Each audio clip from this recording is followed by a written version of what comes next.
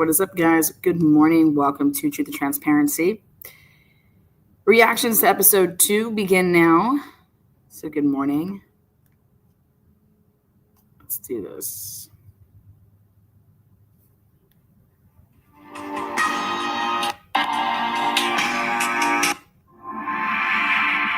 wait. Hang on.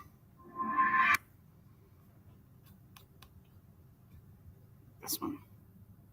Something terrible happened last summer. And no one will tell me what.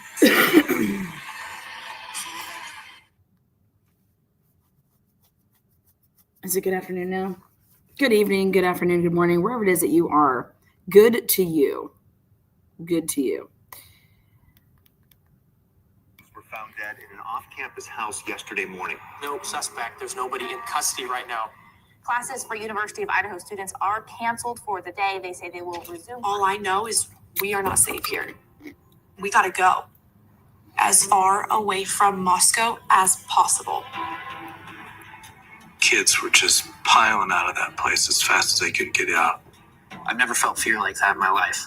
I hold all my guns, hid them around the house. If it could happen to them, it could happen to anyone. At this point, police have only said that they do not have anyone in custody. Driving back home, same things kept playing over in my head. Why would something like this happen? What if the person that gets arrested is actually one of our own?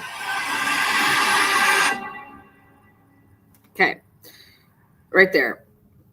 That's an interesting statement to say. What if the person that gets arrested is like one of our own? What do you mean? What does one of our own mean? You know what I mean? I don't really like that. I think that that's I'm just not a fan of that. One of our own. Dude, we're all humans, right? One of our own. You know? But what they mean is another Idahoan doing this to another Idahoan. And that's the voice of Ethan's dad. So Steve Gonzalez was kind of talking the same way about, Idaho. And so here, Ethan's dad's talking the same way. Again, it's like East Coast, West Coast type of thing. Like an East Coast person, like in the gang rivalry war or something like that. It's really weird. It's I don't know. Yeah, it's my opinion. I think it's weird.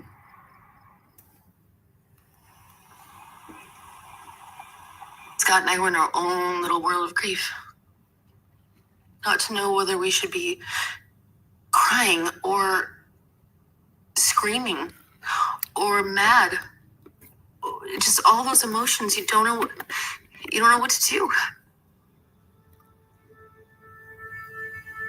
And it was every moment of just being on pins and needles.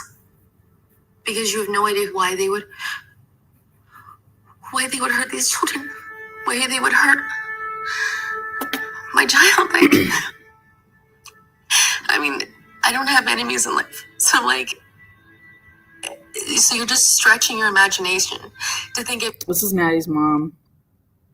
anything at any time, how does this make any sense? Somebody could do this outrageous act. Maddie's dad, stepdad. I mean, it's supposed that's something like that is made up, and it's supposed to be a horror movie or something like that. This was real life. Somewhere in the back of your mind, you're like, are they stalking us? Then every time I heard a sound, That would be crazy. anytime I heard a twig breaking, absolutely tore the sense of peace and security out of our lives.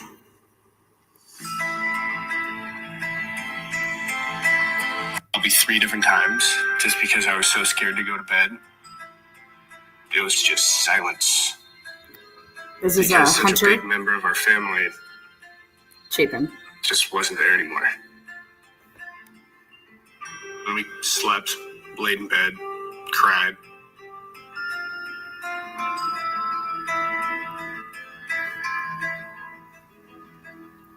Many, many, many mornings of getting up and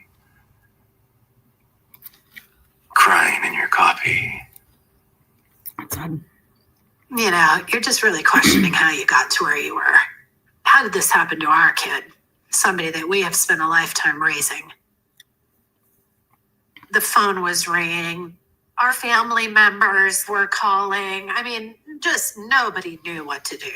I mean, you're making plans and it happens just so quickly. And it was insane.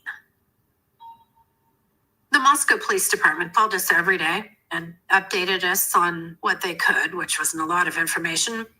And then you have to handle the kids, which is tough. Hunter Johnson and Emily Allant showed up. Ethan and Xana's best friends. Stacy and Jim invited us to the cabin. Okay, right here. I'm going to talk about it.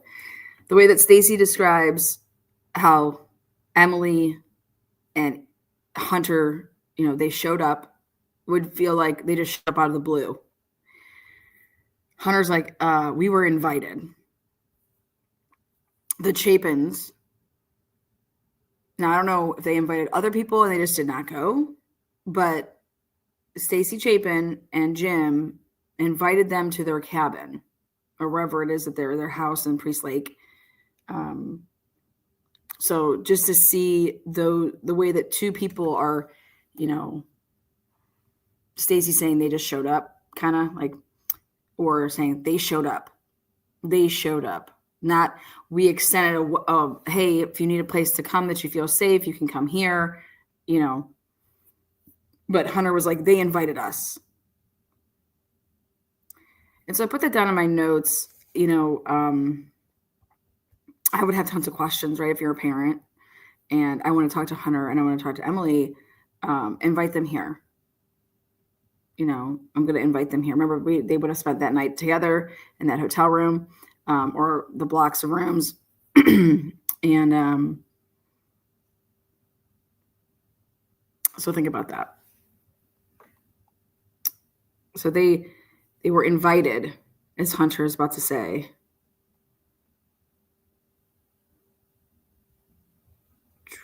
And honestly, the Chapins are unbelievable. I just got to be with them and escape.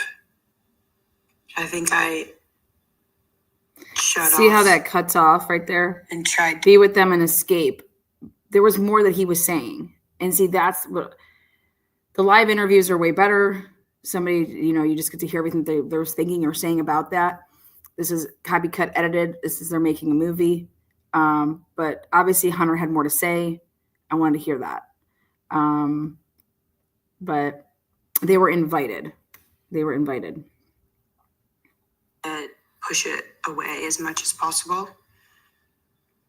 I think that we went to support them and Stacy supported us.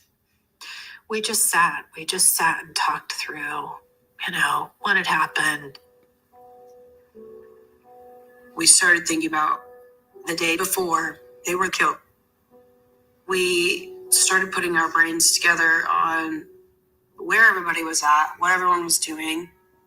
So this is telling me that while Steve, they're doing theirs, right, with Jack D and Olivia, they're trying to figure out stuff, right? The Chapins were doing the same thing. So don't let anybody get that twisted here. They were doing the exact same thing, and they were actually doing it with what I believe is more relevant people, because Hunter, Emily, they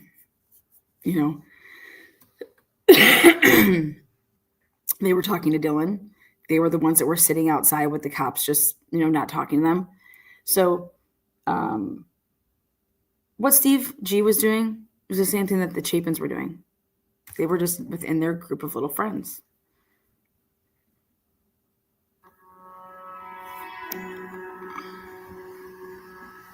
In the morning, there's a get-together shindig at Xana's house. Xana football this Saturday! Xana was calling me, come over. So this is them recapping that Saturday from Jump, from the beginning of the day.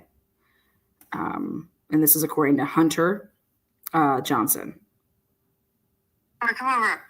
So I was at Xana's now it's in the Josie morning to pregame. Woo! It was our core friend group. It was Ethan, Xana, was Dylan, it was Bethany, Maddie, it was Kayla, like it was everyone who lived there was there. The party just lasted all day. I was really drunk, if I'm gonna be honest. But I left my phone there, and but I left my phone there. When I heard that, I'm like, okay, you left your phone there. Like when did you get it back? You know? And they don't ever come back to talk about that. So I don't know. But that got marked down on my sheet here. Okay. I left my phone there. They partied all day. You guys, this is exactly what we did in college. Okay. Football game days. Just like the Vandals at the time, Cincinnati developed a really good football team over the years. But my freshman year and sophomore year, you guys, well, when you're an athlete, you can go into any game you want. You don't need a ticket at UC. As an athlete, you were automatically put on the player guest pass list. So you can go to anything you wanted. And there was like an athlete section. This was back in the day. Well, we had an outstanding boys basketball team and a women's team. And our football team, they were just starting to get good. But my freshman year, there was like nobody at these games. Okay. We would get so lit and we would just walk, then just walk over. But we would have kegs and eggs in the morning. And you could just like stroll on in, just leave, come back, do whatever you want. And so I can just imagine it like the same thing, except for here with this game for them, it was at 4 in the afternoon. A lot of our games were at noon. So we're getting up at 6, 7 in the morning to do our tailgating, just like the NFL. Which if anybody knows me, I love sports. I played sports my whole life. But having a 4 o'clock game, it would allow you to sleep in. We don't have to get up at 6 and 7 and get down to Uncle Woody's and get 50-cent drafts. I mean, it was insane. So for them, I look at the Venmo transactions, and it was like the coffee, and it was like, that stuff starting in the morning. And then you have Christy saying that she talked to the girls and everything went good. And so I probably picture them getting up and getting after it around 11 and noon. Okay, that to me makes sense. And then they have that game at 4. And some of them went to the game and some of them did not go to the game. Ethan and Xana went to the game. So check for Lana, because that's exactly what I said. That Ethan and Xana went to that game and that they got a ride back from the Kibbe Dome to Sigma Chi. So I said I didn't know where if Kaylee and Maddie had went. And then it wasn't until after I heard the papers come out in the motions about what that Dylan and Bethany, there was no talks about going to that game. So I kind of eliminated the fact that I didn't believe that Dylan or Bethany went to the football game based on the papers that were filed, based on the interviews. So I was kind of trying to place people throughout this whole day of where everybody was, who people were with. But you're coming and going from places. You know how close, how I've been on that campus. Everything is so close. You could like get over to the Sigma Chi house in like lickety split from that King Road house. You can get from King Road house to over to where the sororities were. You could get all over that campus like that. Okay. And there's not that much traffic. Now you try to do that on an Ohio State campus. Yeah, right. It's not happening on game day. Get the hell out of here. You're not able to bounce around like that. First of all, our stadium at Ohio State campus was 100,000 people. 100,000 people go to every home game. That's just the people that get in. There is 10 times that tailgating. Okay.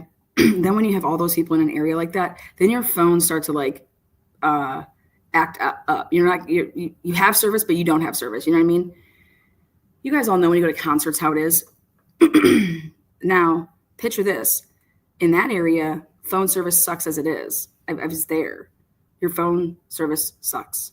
You're in and out of service. Even when you're trying to do a live stream like I did, it's choppy.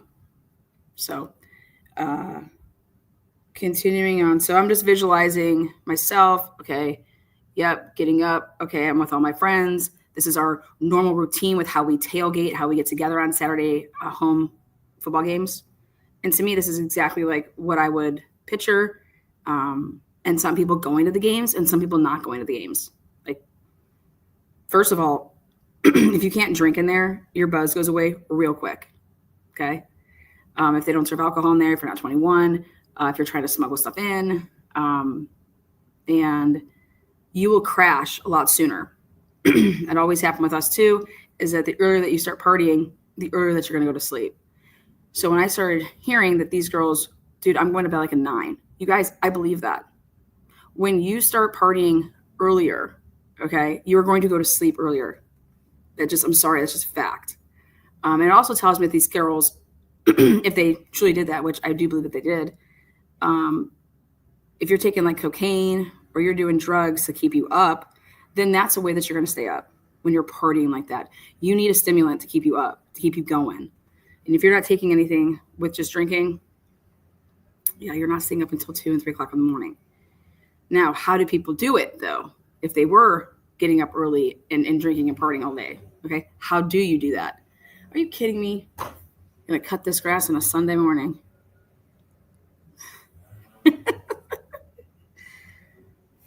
I tell my neighbor what's up. Can you guys hear that, or is it just me? Hopefully you guys can't.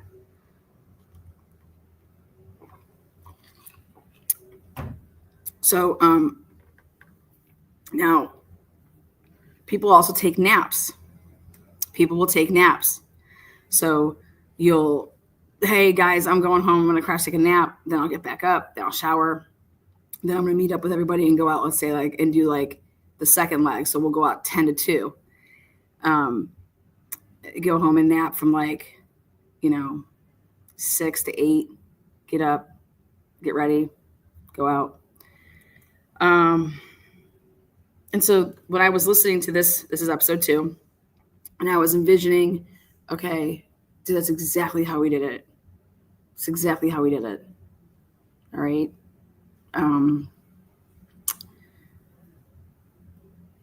Some went out to the game, some didn't. Some would take naps. Yeah. Dylan and Maddie both took pictures on my phone of themselves, like a million of them. Okay, so this then clears up a little bit of the phone issue. Hunter left his phone, okay? And so Hunter left his phone over there earlier in the day, like before they all went out to the football game. So that's when, and why this is relevant, is that Maddie, Bethany, Dylan, they were all taking, you take somebody's phone and you take pictures of it, you do silly stuff, right? Well, this tells me that Hunter's phone, either these girls knew the passcodes, okay, to get into his phone, or it wasn't locked. All right. Pictures outside because we were all dressed up for game day. That's when they took that picture. Kaylee texted me with the picture of Maddie on her shoulders, that picture that everyone in the media has seen, and just loving this amazing happy moment that weekend. So this is interesting, something new that we didn't know. The iconic picture that was taken, Kaylee actually texted that to Maddie's mom. Okay.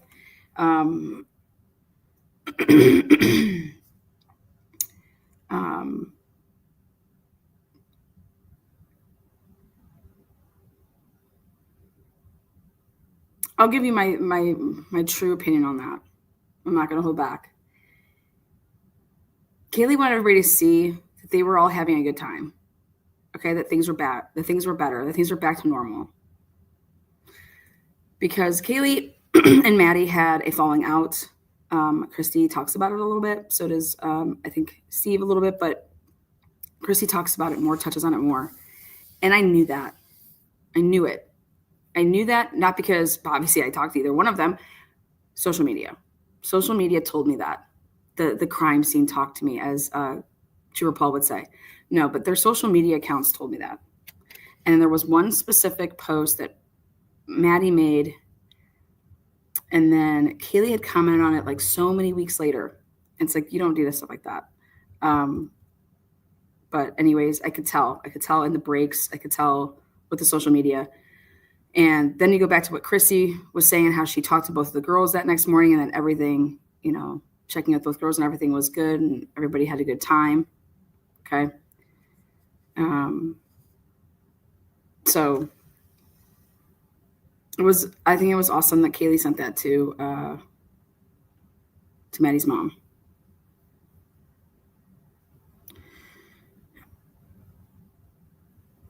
I called Maddie and she put me on FaceTime. And then I was having a conversation with all of them. And then Dana and Ethan left to go to the game. I think the last thing we said to each other was, I love you, bye, and gave a hug. And that was the last time I saw them. Me too. Saturday, November Okay. 12th. So right there, Josie kind of gives us her timeline, which the last time that she saw Ethan and Xana was when they said goodbye to go to the football game. Don't know if they arrived early at the football game, so I say between 3 and 4 p.m. Josie says that's the last time that she saw them, and she specific was saying Ethan and Xana, because you're going to find out that Josie says that, hey, she was one of the people that I went to bed at 9:00 that night. She's like, there'll be other parties. Because what we guys are going to find out is Sigma Chi had like a fucking blowout party. A blowout party on the night after the football game. If, in fact, these videos are from that night, which I have no reason not to believe that they were. It was a full formal at Maisie's sorority. And it was great because our kids were together. I don't usually invite anybody to formals, but some of Ethan's friends were going. And he wasn't going. So I was like, okay, you can just be my date. So that's how that happened. Super fun. As a parent, when your kids are off at college, you check your Life 360 and see if everybody's home so that you can sleep well. This is something I've been wondering the whole time. Remember, Life 360 is so big. Right here, we find out, boom, they had Life 360. Okay, in case you guys do not know what Life 360 is, it's an app that you can put everybody that's in your like family on this app, and it will tell you literally where everybody is. But you can start creating things that are different from like the past, where it would give you like exact locations, to then there would just be like bubbles. So I'm not going to give you my exact location, but I'm within this bubble. Okay. And it's a way not to feel like so stalkerish, I guess you could say. But I would love to hear why people do like the whole bubbles. But this came out in the Karen Reed case as well, with the McCabe's having their kids on the Life 360 app. But the Life 360 app, I'm curious if they truly had it then still in college. Okay. Because, I mean, I could see, I mean, parents being like, well, no, I want to, like, I mean, what if something happens? You hear about all these things that happen. Like, I don't care what you're doing. I don't care where you're at. Just if I need to get in touch with you or need to know, like, you know, so how do parents have that conversation with their kids for their kids to also feel like, dude, you're not like stalking me, you know? Well, like, I'm talking like older, I'm talking like college. I'm not talking, but in high school, like, yeah, I'm going to know exactly what you're doing and what's up. Kursanagi's mom, I love you. Good to see you in here, Dal. As the rest of the mods.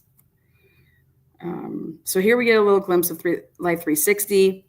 It's an app. Family members use it. People that date use it. Married couples use it.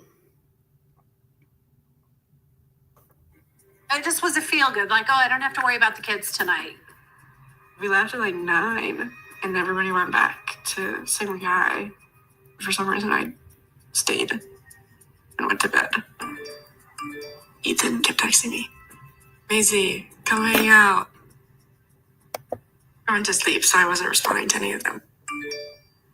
Last one said, I love you, which was also weird because we don't say that to each other. They don't say I love you?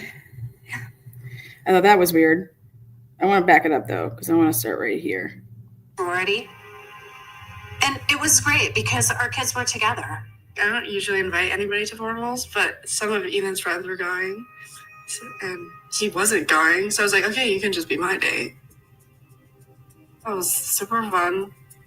As a parent, when your kids are off at college, you check your Life 360 and see if everybody's home so that you can sleep well. That just was a feel good, like, oh, I don't have to worry about the kids tonight. We left at like 9, and everybody. Okay, so she's talking about the formal night. Okay. And so Ethan went to the football game, then he went to the formal, or is this on Friday? You know what I mean? So the football game was at 4. Ethan and Xana went to the football game. Then Ethan then went to a formal, and the formal was over at 9, or at least Maisie was like, I'm going like, we just went for a little bit, you know what I mean? And then we find out here, Stacey Chapin does say that she's using her Life 360 app while her kids are in college, and it's a way for her to know and look and see, okay, everybody's at home. And again, that's that little bubble that I'm talking about. Were they sharing locations, like actual locations, or were they sharing this bubble? So curious about that. But I'm able to write it down. Stacey Chapin and the family had Life 360 app, and she,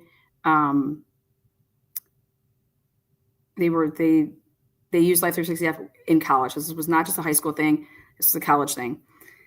And it was a way for, like she just said, for your parents to sleep better at night, knowing, okay, our kids are at home, or like we know where they're at, they're not missing, those type of things. I think when you have a really good open relationship with your kids aren't going to think that you're stalking them. Your kids are just like, they understand, like, I'm just concerned about your safety. That's all I care about. Like, God forbid, everybody says this, God forbid something happens. God forbid, when you have a really good relationship with your kids, using a Life 360 app, in my opinion, would not come across any other way as just, we love you, and like just being protective of your child. Okay. So I don't think there's anything weird with that. I'm sorry, but I would want that for my kid, because I'd be the fastest. I would jet to wherever if I need. Like, it was just. But then you're gonna have people saying, "Well, if Idaho's so safe, why would you need anything like this?" Dude, you're a parent. What do you mean? It has nothing to do about this area is so safe or this area is not so safe. It's anything can happen anywhere, or it's just, wouldn't you rather have it than not have it? Wouldn't you rather be able to say that, like, I mean, because think about it, in this situation, having Life 360, somebody came into somebody's home and killed them. They weren't abducted and taken somewhere, okay? Where then you can track locations and would have been able to follow them. Here, somebody went into their homes, right, and killed somebody in their homes.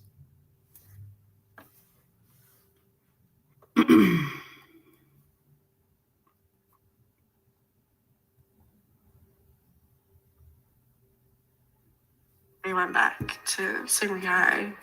For some reason, I stayed and went to bed. Ethan kept texting me, Maisie, come hang out. I went to sleep, so I wasn't responding to any of them. Last one said, I love you, which was also weird because we don't say that to each other. Yeah. After Maisie's formal, we had a party of Sigma Chi, which we call a watch party. Okay, now, here we're going to hear from. After Maisie's formal, we had a party of Sigma Chi. Around 9 o'clock, it's called a watch party. So as I'm watching this and I realize, okay, yep, this is after this formal, okay, 9 p.m., there's this thing called a watch party at Sigma Chi. Okay. Which we call a watch party.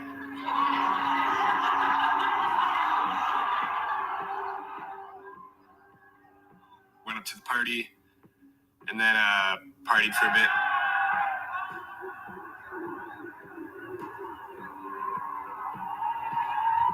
I don't know who was at Sigma Chi because I didn't make it because I went to bed at 9. Okay. I was like, oh, there'll be another party. Like, there's always another party. So, thank you, Mary P. And just actually, Mary P, when that pops up, just delete the comment. Just delete the comment. Let's focus on what we're doing here. Everybody is fine. Okay, so 9 o'clock. Josie doesn't go. Macy doesn't go to this party. If you guys can see the video, it's like a rave. It's fun. I mean, there's a ton of people packed into, like, I don't know the space that they're using, but it's a 9 p.m. It's like a dance. It's like they're at a dance party. Okay. It's like they're at a club, but here it's at Sigma Chi. It's interesting to me.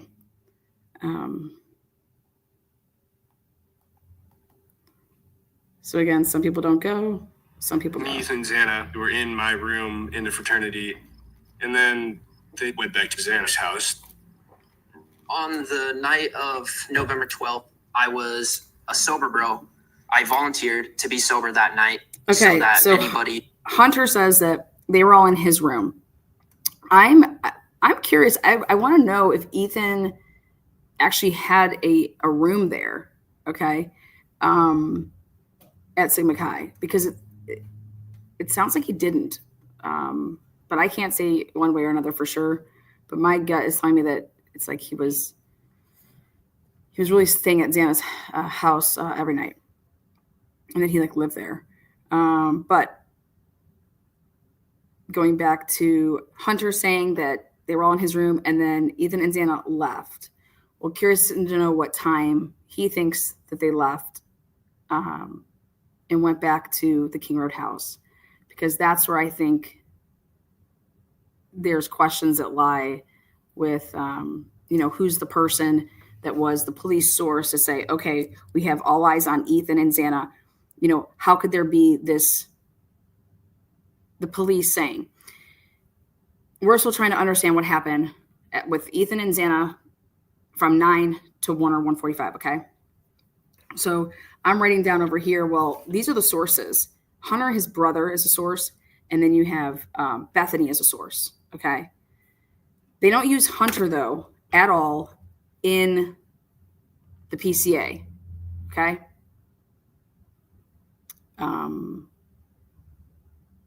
They don't say his name. But in this documentary, Hunter is saying his brother, Chapin, is saying that Ethan and Xana were with me in my room. We went down to the party at 9, and then they were with me in my room, and then they went back to the house. Well, curious what time that was, because for the police to have such a big, okay, we're trying to understand their whereabouts, they had to be getting conflicting stories, you guys. It was just so simple as, yep, I'm with my brother, and it was 1:45. Gave him a hug, said, peace out, bro. And, they left, and they were, like, last time I saw them, they were leaving. There'd have to be some type of conflicting story that the police had gotten as I think that this would have just been so quick to be the whereabouts of Ethan and Xana with this type of a story. So I think there's issues around that. I don't think that Hunter Chapin is lying either. I think he is saying, this is when they left my room. This is when they left my room. Period. I didn't see them after they left my room. They told me that they were going home. You get it? I mean, it's just, that's that simple. Buddy who needed a ride anywhere could get one. I was just kind of popping in and out of different locations, seeing if anybody needed anything. Okay. Now we get to hear from the first for the first time, this one of the Davids, people say David B. As you can see, you can go through my whole channel. There's hardly anything that I've ever covered on David or the Davids.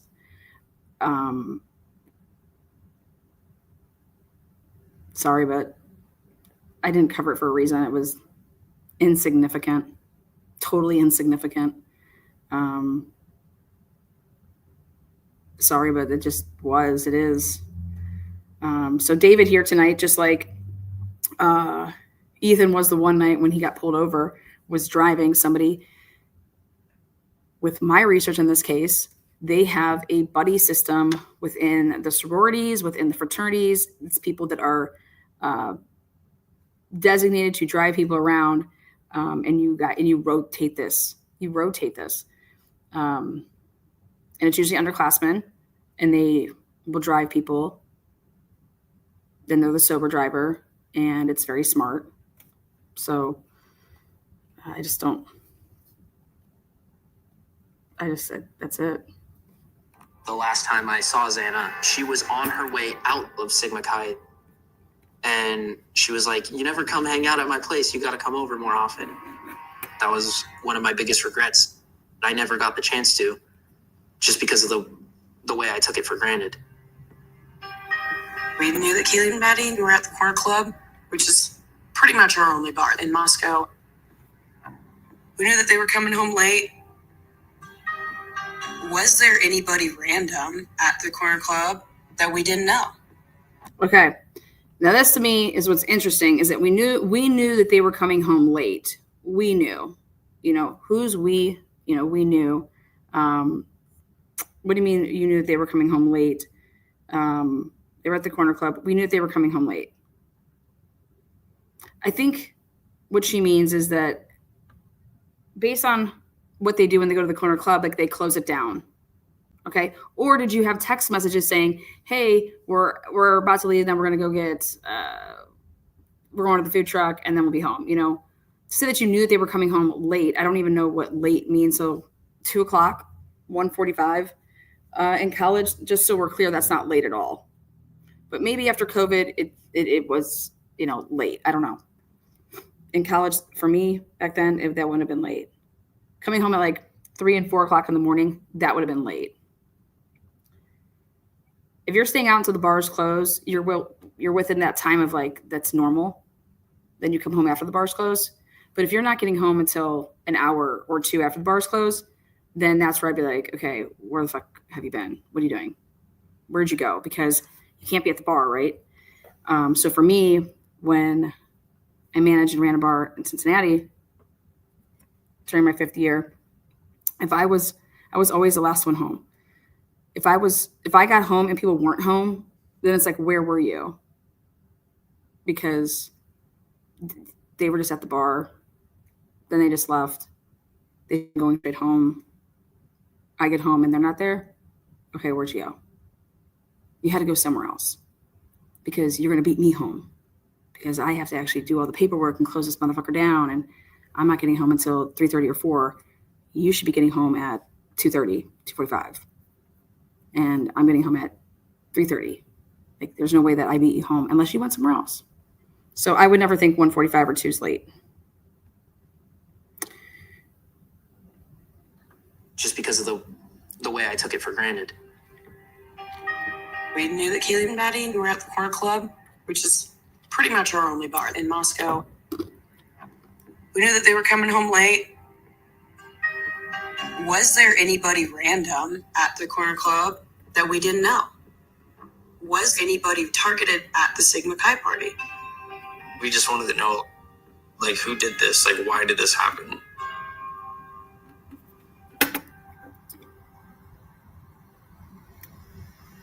Okay, so Emily says, was somebody at the corner club and was somebody at the Sigma Chi party, okay? So this is where you have two different camps here, in my opinion.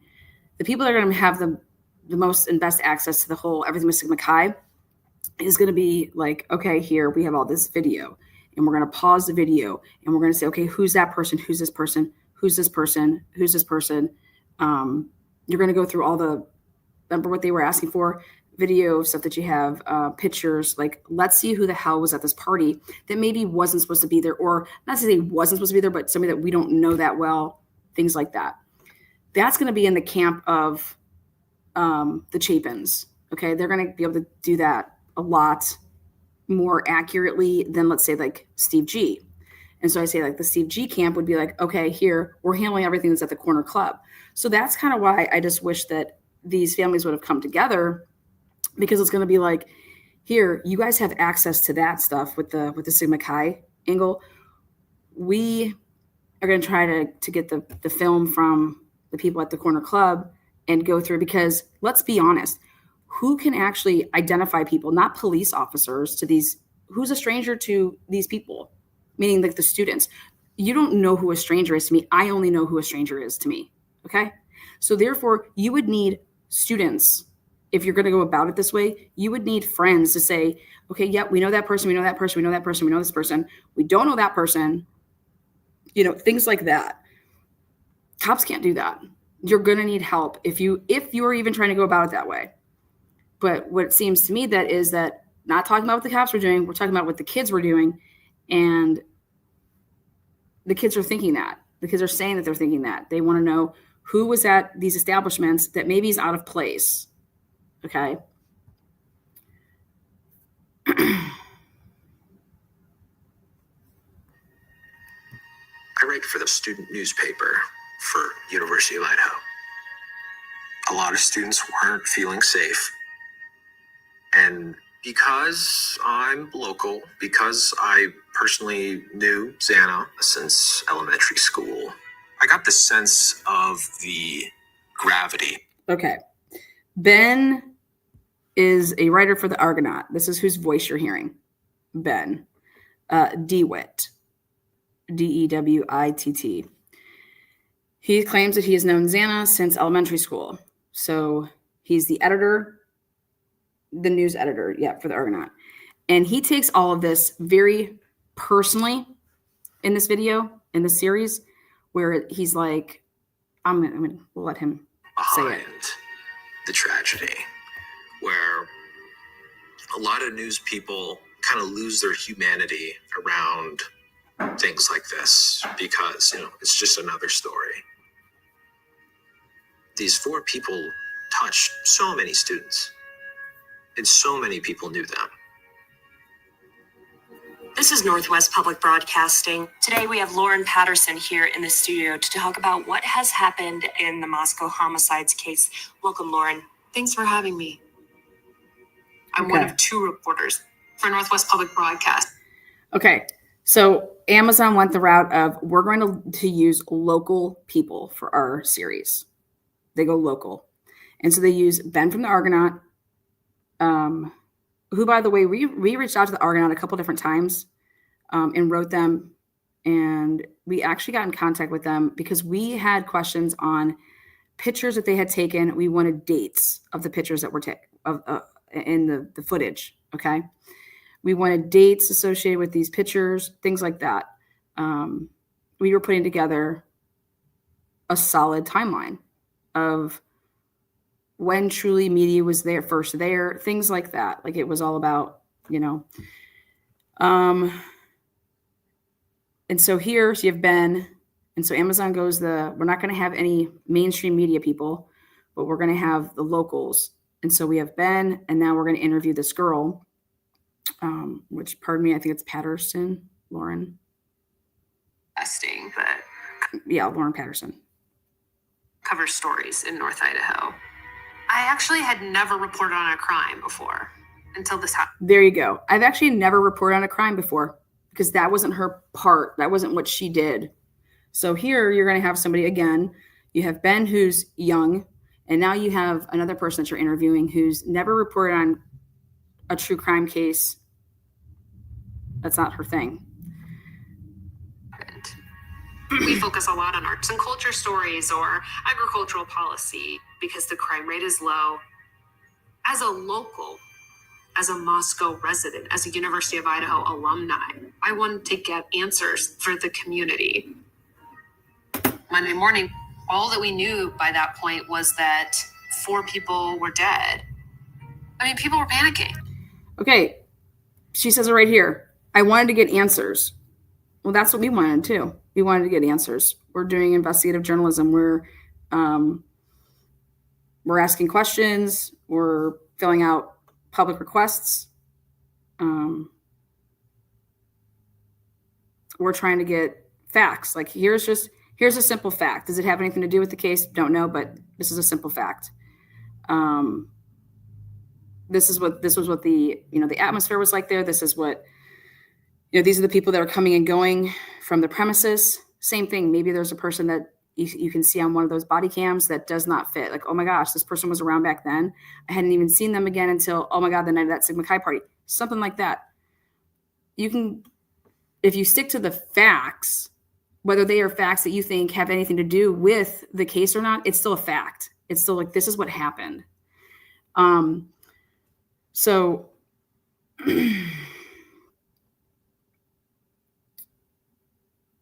the reason that I think, and again, law enforcement could not be questioned about it, and they weren't able to be used for this documentary, is at the end of the day, this case took on a beast of its own because of the poor leadership with the police department and talking with the community. Sorry, but that's just the fact. I mean, the police officer or the chief says it himself. I should have been out here, but I'm out here now. I should have been out here a couple days ago, but I'm out here now. Yeah, your fault. Okay. People were really fearful. I was a reporter on scene for the spokesman review. I cover a lot of court cases and crime. My first instinct was to get into town and see the house. This is from the spokesman review. Then to Another call local. the police to see what they could tell me. I get there. There's crime scene tape in front of the house, other reporters there, and we all have questions. Who are these students? What happened? How did they die? Among us reporters, we were trying to think through all the possibilities. Who can we call? Who is going to give us information? That first day, Moscow police put out a statement, but there was very little information. On Tuesday, I was finally able to get a hold of police, and I started asking some questions. And they said, you're going to have to refer to our statement. And I said, so you're not taking questions? And he said, no, we're taking questions. And I said, but you're just not answering them. So Enlarge your police department. So I love that answer. I love that she said that. That's a smart ass answer or smart ass response. And I love that. Like, that's what I'm all about. So there, the spokesman review basically saying, go F yourself, but in a way of saying it, oh, so you're just taking questions, but you're not answering them.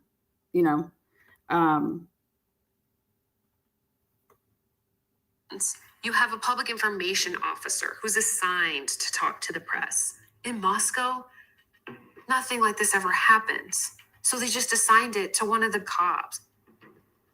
I'm like, look, we got to know what's going on. Can I come down? Can I do an interview? And he's like, oh, well, we're not doing interviews with the press. I was shocked. I was like, how could they not tell us what's going on?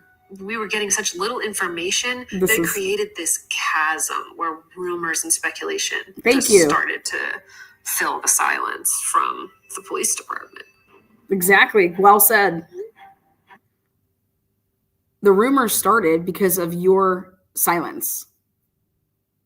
Okay. The rumors started, and this is coming from the spokesman review. Emma is her name. And couldn't have said it better myself. Kudos to Emma. Cheers. Okay. Like, it's spot on. This took on the beast that it took on because of how they decided to go about handling it. That's the fact. That's fact. Students told other students, and then that filtered in through the town. People start texting and talking. I'm like, oh my gosh, did you hear? What's going on? What happened? I had previously lived in the King Road house, and a lot of people. Okay, so here we get our first look into Ashlyn Couch. Okay, she's part of it. All right, so you're going to hear now from Ashton Couch for the first time in episode 2. We're saying that it was the party house, that it was just an open door policy.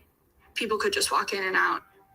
I think that's absolutely not true. That house was a safe space for us. People thinking that it was a drug house, not they got murdered because of drugs, and I'm like, what? People said they were doing drugs out of there, like selling drugs out of there. So it was a drug dealer that came.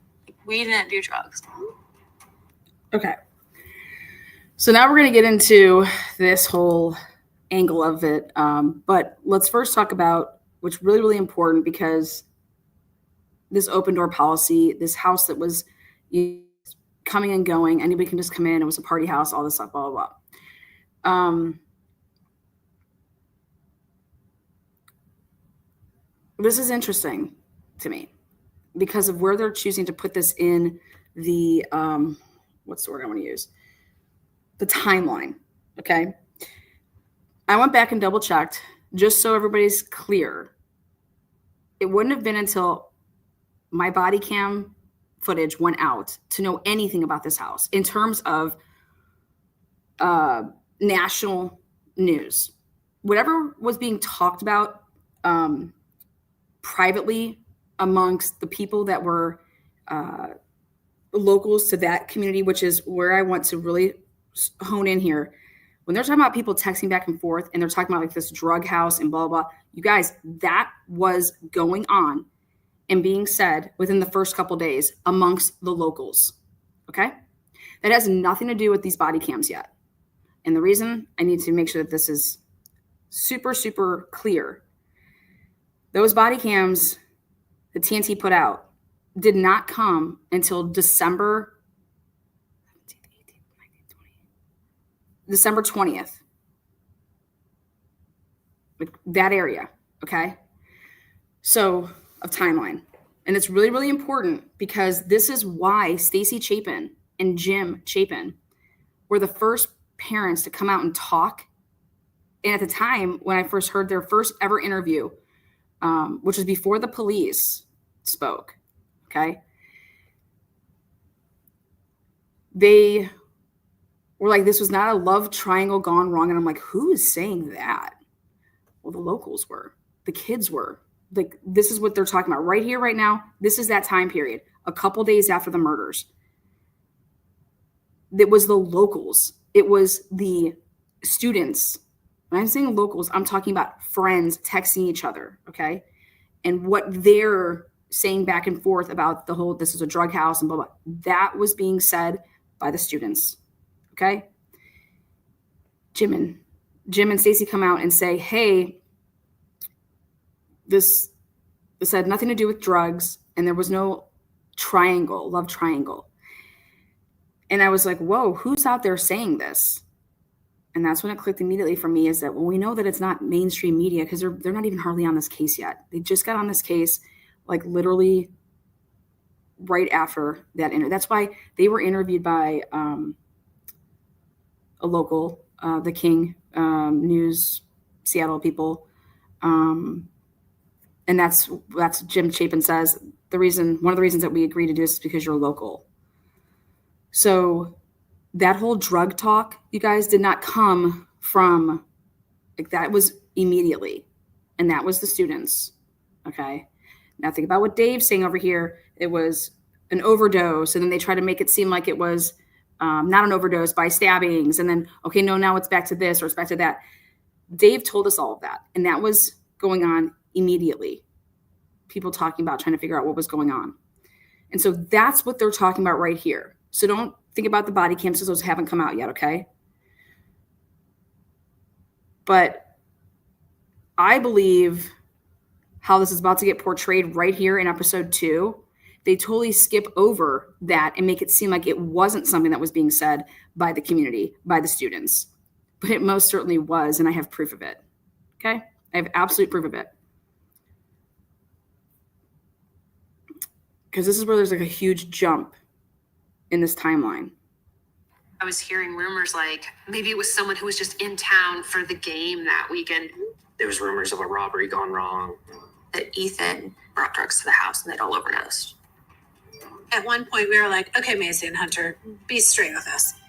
Is there something that you know about your brother that's going to come forward here that we don't know that we need to know? And they were like, nope, no. There you go. There were people we knew. So we were. And that's when Stacy and Jim went forward, which would have been before the 16th, and spoke and did their first ever. They actually spoke before the Gonsalves family spoke, just so everybody knows that as well. These were the first two parents that spoke publicly. And it's all well documented and dated. And this is why. Like, that's not possible. That's not possible. That's not possible. And then I'll say this. The reason I struggle to believe that everyone's over here like, oh my God, well, we didn't do drugs. Well, just so we're clear, Caden overdosed and had shit ton of drugs in his Sigma Chi room. I know that because I know people that took it out of there.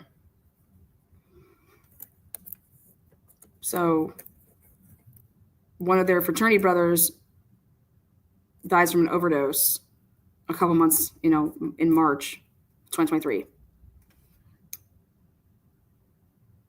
So to say, like, I don't believe that anything was going to come out about Ethan selling drugs or anything. I agree with that. That's not what was going to come out. Okay. But to sit there and say, we didn't do drugs. Usually athletes don't. That's like the number one reason why I didn't think that Ethan was. But I'm sure they smoked weed. I don't consider, whatever. I'm talking about hardcore shit. Pretty quickly, there were dozens of reporters in Moscow. I got here on Sunday, the day after the attack, and there was just local media. And by Tuesday, there was dozens of people from all over the country. It was more like one thing. There were national media outlets here before there was even a press conference, before we knew anything about how they died. So see right there, that was all those rumors and what they're talking about and what they wanted to get in front of the family. That was all within the couple days before this was national news.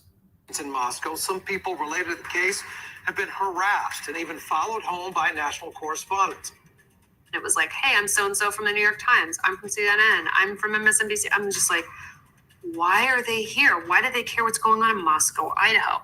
It was just a media circus. Okay, I'm sorry. Why are they here? Why are they here? 4 college students were brutally, I'm sorry. We don't know how they were killed. 4 college students are dead and nobody's talking about it. That's why they're here. Okay. That's why they're there. To say, hey, why would they be here? But give her benefit of doubt, because if they're cutting things up and you just took that clip, and then if I was that person and I said something like, why are they here? And then you're like, oh, well, this is why they're here. And they just decided to take that part where I'm saying, why are they here? It would make it like, so take that with a grain of salt though, too. But they're here. Everybody's here because it's what the media is designed to do. Accountability, checks and balances. Hey, what's going on here? There's 4 deaths, homicides. Haven't heard anything. What's up? We're going to start putting pressure on you. The media is designed to put pressure to get to the truth. Okay. What do you think the media is for? Does anyone know where they were during that timeline? Like, there's still this big chunk where... As of right now, we've told Moscow PD, Idaho State Police, and the FBI all we know. But that's all I really want to talk about right now, because I actually have class here in like 15 minutes. Reporters trying to... Okay, this was Brian Etten going up and standing outside the Sigma Chi house and asking people that were coming out of the Sigma Chi house questions. And now here, this is where it's going to get kicked into this. All of a sudden, now watch. So we haven't even had a press conference yet. That's where they're at in this like timeline. But now watch where this goes. Reach out to friends like a week after their friends or family had died. And then they started like going after the victims' families. And my phone just kept going off. And it was all these weird phone numbers. I mean, there must have been 6 or 8 calls within 15 minutes. Okay, again, they just use this woman's voice and put it where they want to put it. You know, people going after the victims' families. Who's going after the victims' families? Okay, think about where we're at right now. We haven't even heard yet the press conference of like the police for the first time, but where Amazon is strategically placing this whole. It's a false sense of timeline, and that's the only thing that I really wanted to be pointing out. Where I'm going to heavily criticize is that who's attacking anybody? Okay. If people are trying to reach out to somebody, hey, you have a place if you want to talk about something, or if there's anything I can do to help to get awareness out, or, I mean, that's their job. But there is a fine line between doing just that and, I would say, harassing or doxing or whatever they're about to get into right now. Because I disagree with some of this timeline. Everybody, you name it. I mean, there were people that slid into the kids' DMs on their social media. I probably had 20 calls a day. I mean, Stacy using the term slid into DMs, give it up for Stacy on that. That had me. I was like, dude, Stacy's using the term slide into some DMs. Like, come on, man.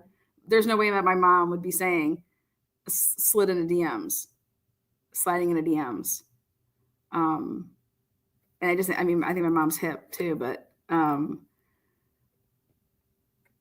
so sliding into some DMs. They were sliding into DMs. People were sliding into DMs. From the top news reporters in the nation. Okay. So here, all of this is being talked about is the top, Hunter just said, it's the top news reporters in the nation. That's who's contacting them. Okay. The top news reporters in the nation is who's contacting them. Out to check the mail. And I made it halfway across the street, and 2 people got out of this car. And they were like, ma'am, they didn't know my name, which was. Now this is Maddie's mom. So she's gonna get out of her house, go get her mail. And somebody's there and they're saying, ma'am. They don't even say her by her name. Half of an insult. They were like, ma'am, can we talk about this situation? And I just ran to the door. I'm like, I don't want to talk to you. Just out of control. We were just rattled. Okay. This is all of mainstream media doing this. Mainstream media going out and doing this. Okay. Knocking on doors. Nerved. We were afraid to leave the house. They wanted to have an interview. They wanted us to be on immediately. Well, we didn't know anything. I mean, and you really don't want to talk to anybody. I mean, you can't even make sense of it in your own head. Why would you try to explain it to somebody else? It's like, okay, you don't need to use me to get views for your news station. I love him. I'm sorry. Like, I'm a huge Hunter Chapin fan. He just calls it as he sees it right there. He's like, you don't need to use me to get views for your news station. Okay. You didn't say for your YouTube channel, for your news station. Like, you're just using me. Okay. And I kind of question, maybe Stacy's talking about that these people were contacting her like day one, because her and Jim talked before the police talked. So they did talk to the media. They did do a sit down. I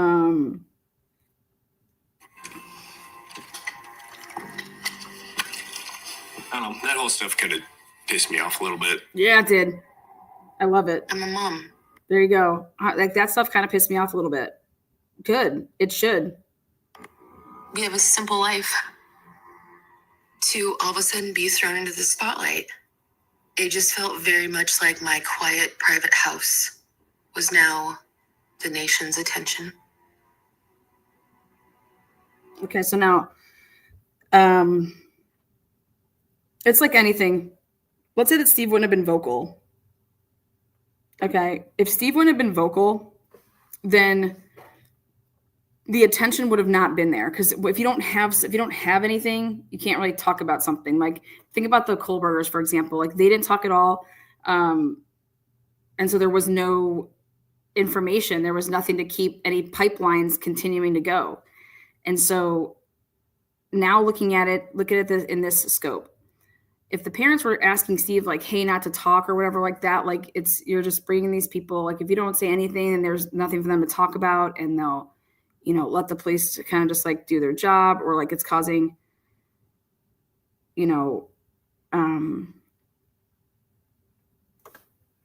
I could kind of see now the conversations that could have been happening behind the scenes, where it'd be like, I don't want to talk to any of these people.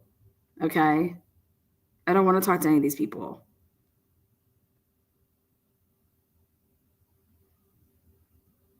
You doing this is making these people want to try to come and talk to me. And, can't we just go and talk to the police ourselves? We don't have to include the media. Can't we just all go down there and ask all these questions and say, hey, like these people are coming to us. We just want to come to you guys. Like, that's where I would think that this could and should have went to say, but clearly that's not what was happening. That's not what the talks were. And then I could just hear a thing saying, hey, Jim, Stacy, you guys just did an interview. Now you're telling me not to talk. You guys talked first. Well, we have something to say. None of this is adding up. What you're telling me that they're saying to you, they're not even saying that to us. So we're getting conflicting stories from the police, right? And so when you look back and you sit back, can you see that these type of conversations would have been had? And I'm saying, yes, that's exactly what those conversations would have been like. Or they weren't talking at all, because how could the conversations go otherwise?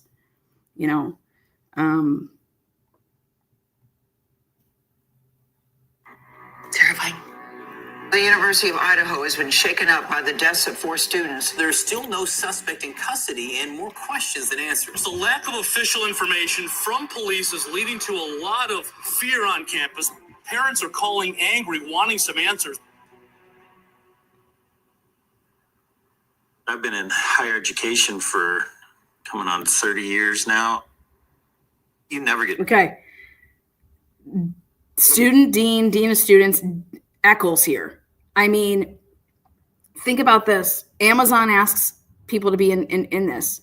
And the dean of students, Blaine Eckles, is in this. This is his voice. And I'm over here like, oh my God.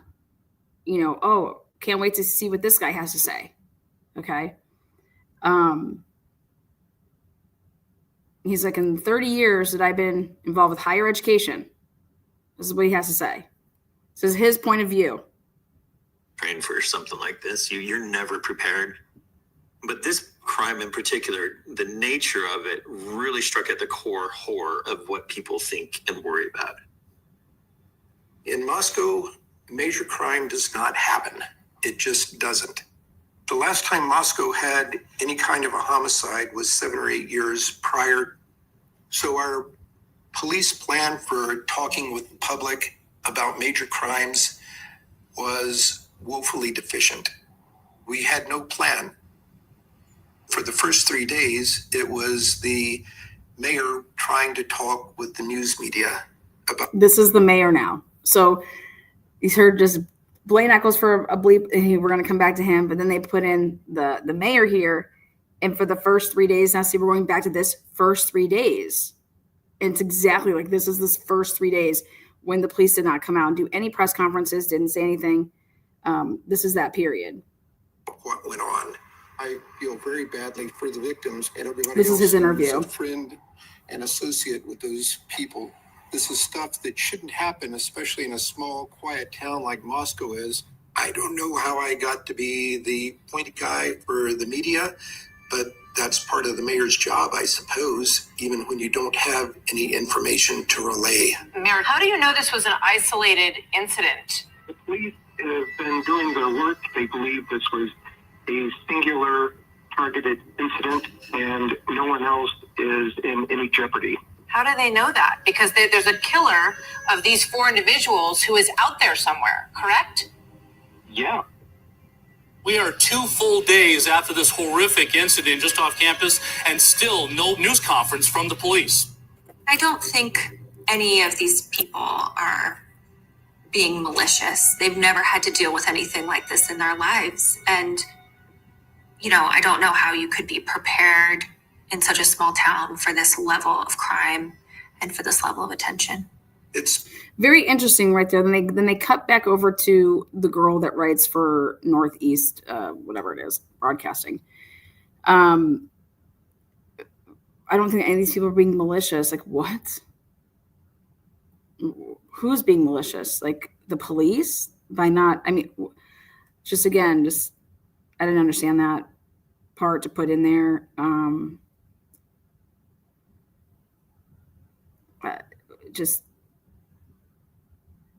You have the FBI in there. You have Idaho State Police. Idaho State Police deals with a lot of shit. Okay? To sit here and say that Moscow Police Department doesn't know how to handle something like this, immediately they had all these resources. All of these people know how to handle it. Okay? All these other people and these agencies. You get trained for it. Whether or not it happens or not, you still get trained for it. Okay? Especially somebody that goes to the FBI Academy, like members of the Moscow Police Department did. So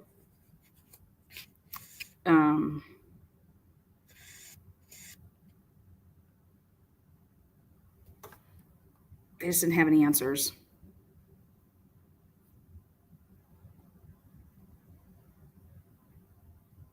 It's been 3 days. Get me off the stage. Put a badge behind a microphone, please. This is the mayor saying, put a badge behind the microphone now. And here it is. So now in the middle of episode 2 is when we finally get to the first police press conference, which was, you guys, I feel like I've made this documentary 50 times on my channel. Okay. That's one of the other notes that I wrote down. It's like, one of my friends texted me and was like, what do you think about the new Amazon?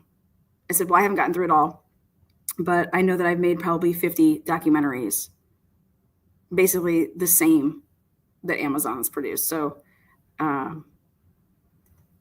minus, I didn't have the clips of the families. Okay. But,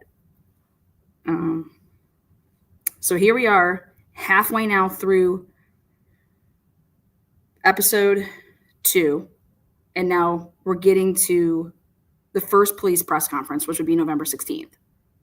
So think about everything that happened in episode 1 and now half of episode 2. If you're doing this in chronological order, all of that stuff has to go before the 16th. And that is how I recommend everybody go back and rewatch this and think about everything that you're hearing and seeing and viewing. All of it right to this point is before the 16th. And I think that's really, really important. Now, here's the parts that Amazon decides to use for their documentary from the November 16th presser. My name is Chief James Fry with the Moscow Police Department. I'm going to be reading from my notes today because I want the information you receive to be extremely accurate. We know you have questions, and so do we. The Moscow Police Department would like to extend our condolences to all family members, friends, the University of Idaho, and the Moscow community. I probably should have been standing here a day or so ago, but I'm here now. We're going to continue to be here. We're going to continue to give you the information we can. We care about this community. I care about this community. The facts of the case that we know right now. We know that these homicides occurred in the early morning hours of Sunday, November 13th, inside the residence on King Road. The four were stabbed with a knife, but no weapon has been located at this time. So he does use the word knife. I know people were saying in a past episode of mine that, you know, oh, it was only ever said it was just an edged weapon. No, here's your proof. He 100% said knife. Okay. And so I don't think anybody was going around using a butter knife. Okay. Knife. The Moscow police confirmed that these were homicides and the manner of death was stabbing. And a stabbing is a very intimate crime. So there's something especially egregious and sinister about the way this was done. I got a phone call from the officer, and he said, well, the only thing that we know this far that we can tell you is that it was with a sharp object. This is Maddie's mom is so sad. Which, of course, you know what that means. I'm like, so you're saying they were stabbed? I paint this picture of what I thought, what I feel like that morning looked like inside that house. And so this was, again, the girl now across the street, Ava. It's unfortunate because every time I close my eyes, I see that image. I see the blood dripping outside of the house. It's just great. Okay, so this is the first time that we, in my opinion, that it's coming from the horse's mouth of one of the girls that was there that morning and standing outside the house, and then went to the hotel room, Ava from across the street, is that was blood and it was dripping from the house, you know. And think about that. You can't get that image out of your, you know, because for a while there, people were going back, was that blood? Was that not blood? Then we're looking at past pictures and we're showing like, here's a picture from October, 30th or 29th, or, here, look at that's not there. This isn't some caulking issue. This isn't, this is blood.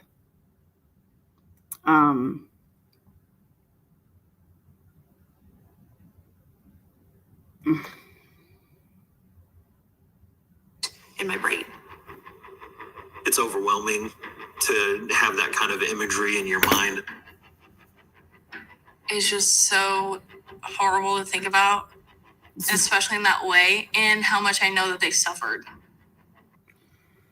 This is Josie. Yeah, your friend's blood, not just somebody's blood. Exactly, SS. Exactly. And Josie talks about how much that they suffered. And so to hear that, like, because at first, remember, we're all being told that this happened in their sleep and everybody was sleeping and horrible. That really hurt, It's like, what the hell is this psychopath, to do that? There's still a person out there who committed 4 horrible, horrible crimes. So I think we got to go back to, there is a threat out there still, possibly. We don't know. We don't believe it's going to be to anybody else. But we all have to be aware of our surroundings and make sure that we're watching out for each other. I'm going to open it up to some questions that I'm sure you have, and we'll do the best we can to answer those for you. I'm Emma Epperly with this book's interview. Hi. So there were other roommates who lived at that residence. Were the roommates home at the time of the attack? There was other people home at that time, but we're not just focusing just on them. We're focusing on everybody that may be coming and going from that residence. So since they were home, was it a hostage situation? No, it was not. Just to follow up on. It's interesting that Amazon wanted to use that clip. Was it a hostage situation?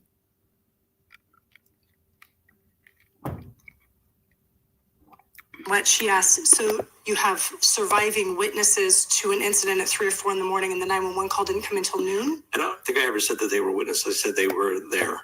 We don't know why that call came in at noon. That's why we're investigating everything still to try to pull all the pieces together. And are you able to tell whether the same weapon... Now either he's lying or they don't know why that call didn't come in until the 16th. Until noon. He's saying this on the 16th. We don't know why that call didn't come. Yeah, they did. If they interviewed Dylan and Bethany, they know why the call didn't come in until noon, right? You interviewed them multiple times, right? Come on.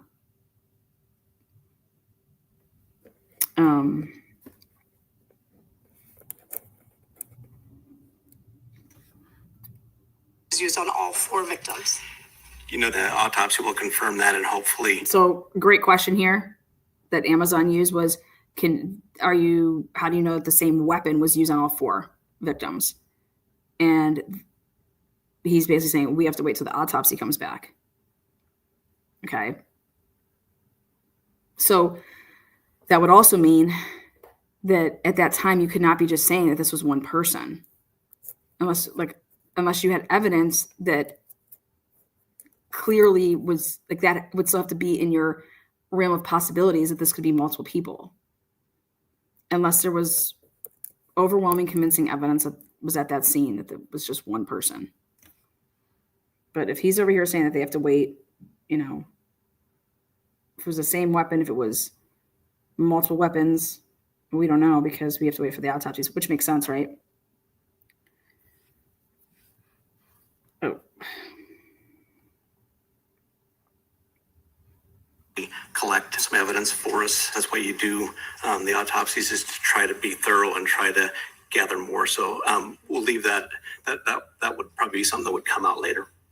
Thank you again for coming. That's going to be all the questions we take at this time. We want to reassure the community that the Moscow Police Department and everybody working on this will do everything we can to solve this. Thank you.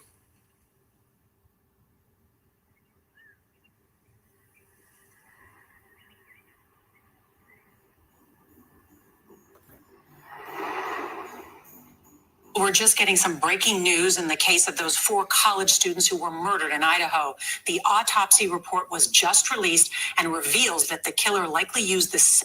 Okay. So the next, they're going into my butt. Same large knife to attack all 4 students. CBS spoke with the coroner, who says the nature of the crime seems personal. CBS. There was a lot of blood. It's a very sad scene. Were the deceased all in close proximity to each other, or were they in different rooms? I don't know that I can discuss that. Or do we know the person? This would cause a lot of stress for us if we did know the person. We started monitoring social media. Okay. So Hunter says, do we know Hunter? Johnson says, do we know the person? This would be crazy. And then right after that, you're going to hear Emily say, we started monitoring social media. Okay. We put all of our knowledge together to try to figure out who did it. There you go. And why? We try to put all of our knowledge together to try to figure out who did this. So they were doing exactly what, the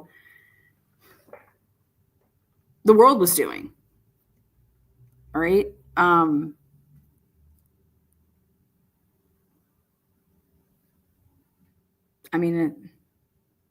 Emily says it. That's what anybody would do, right? Your friends were just murdered. What the hell? I would think that if you didn't do that shit, that you're why would, who the hell did this? Who's acting weird? Who, what's going on? And they come out and they say it, that they never even thought that this could be somebody that was a complete and utter stranger. You're going to hear that they didn't even consider that. These kids. And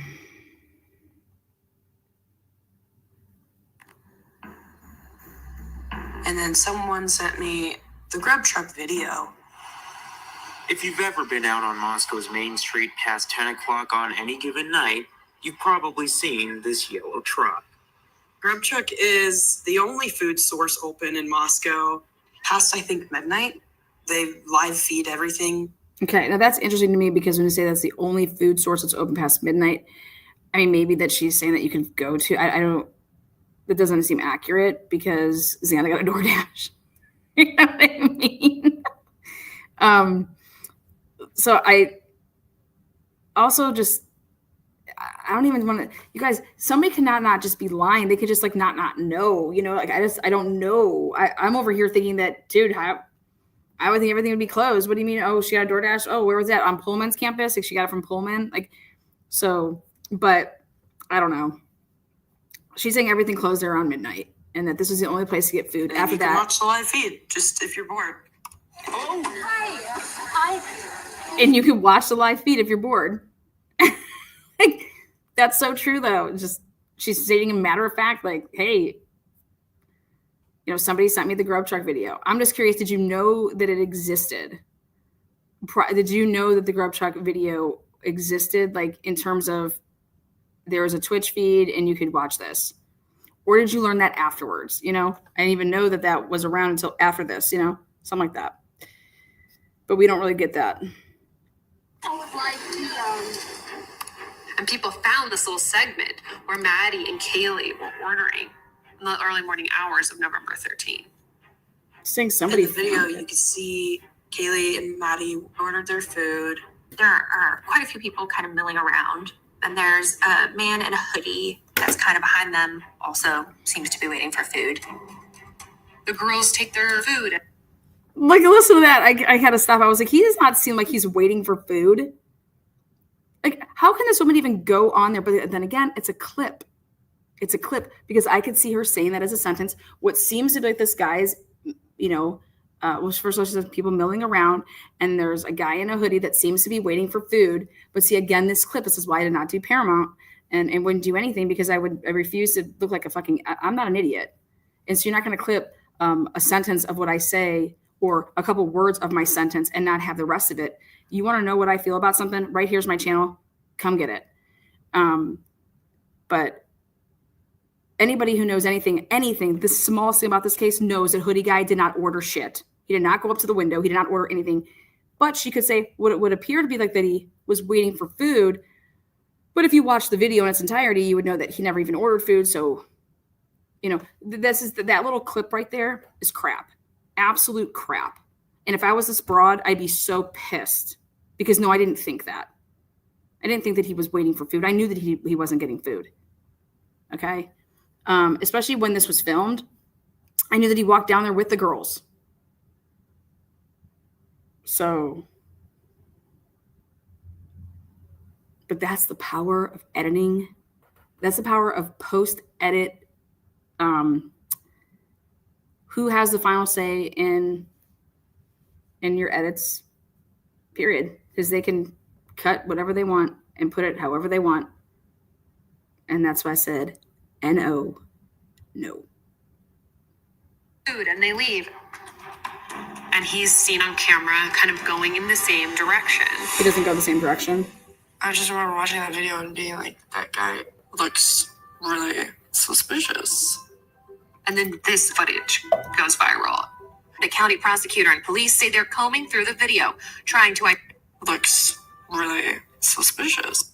So that was Ethan's sister saying, this guy looks really suspicious. Like, this guy, like Ethan's sister saying that. That's who was that cut from. But again, I'm sure that the rest of her sentence is, this guy looks really suspicious. Then we find out who it was and blah, blah, blah, you know. And then this footage goes viral. The county prosecutor and police say they're combing through the video, trying to identify people with whom they may have come in contact. There were thousands of posts on TikTok and Twitter. One of the first people that caught my attention is the guy in the food truck video with the hoodie. I do think it could have been the food truck guy. At the food truck, Maddie at some point says F you to him. You can tell these girls, they didn't want nothing to do with this guy. Okay, then they just go through clips of shorts on YouTube, okay? And so that's what you guys heard right there, all right? We're like, we know who that is. We know who that is. That's a familiar face. Why is he being so sus? Okay, now you have Emily saying, wait, we know who that is. Why is he being so sus? Like, we know that guy. So here's this like part that I was like, okay, yeah, I want to hear what they have to say about this experience, because here we know hoodie guy. Okay, we know him. He was part of Greek life at University of Idaho. My boyfriend knew him We're like, oh, could he have done it? Like Josie's boyfriend. That's what she's saying. She's like, my boyfriend knew him. Okay. Like going through like what we know about him. I remember calling the police and being like, I'm giving you this information to use if you need it. Emily says, I remember calling the police and giving this information if you need to use it. We know who that guy is. This is who he is. And so everything that we were saying, sus. Who the fuck is this dude?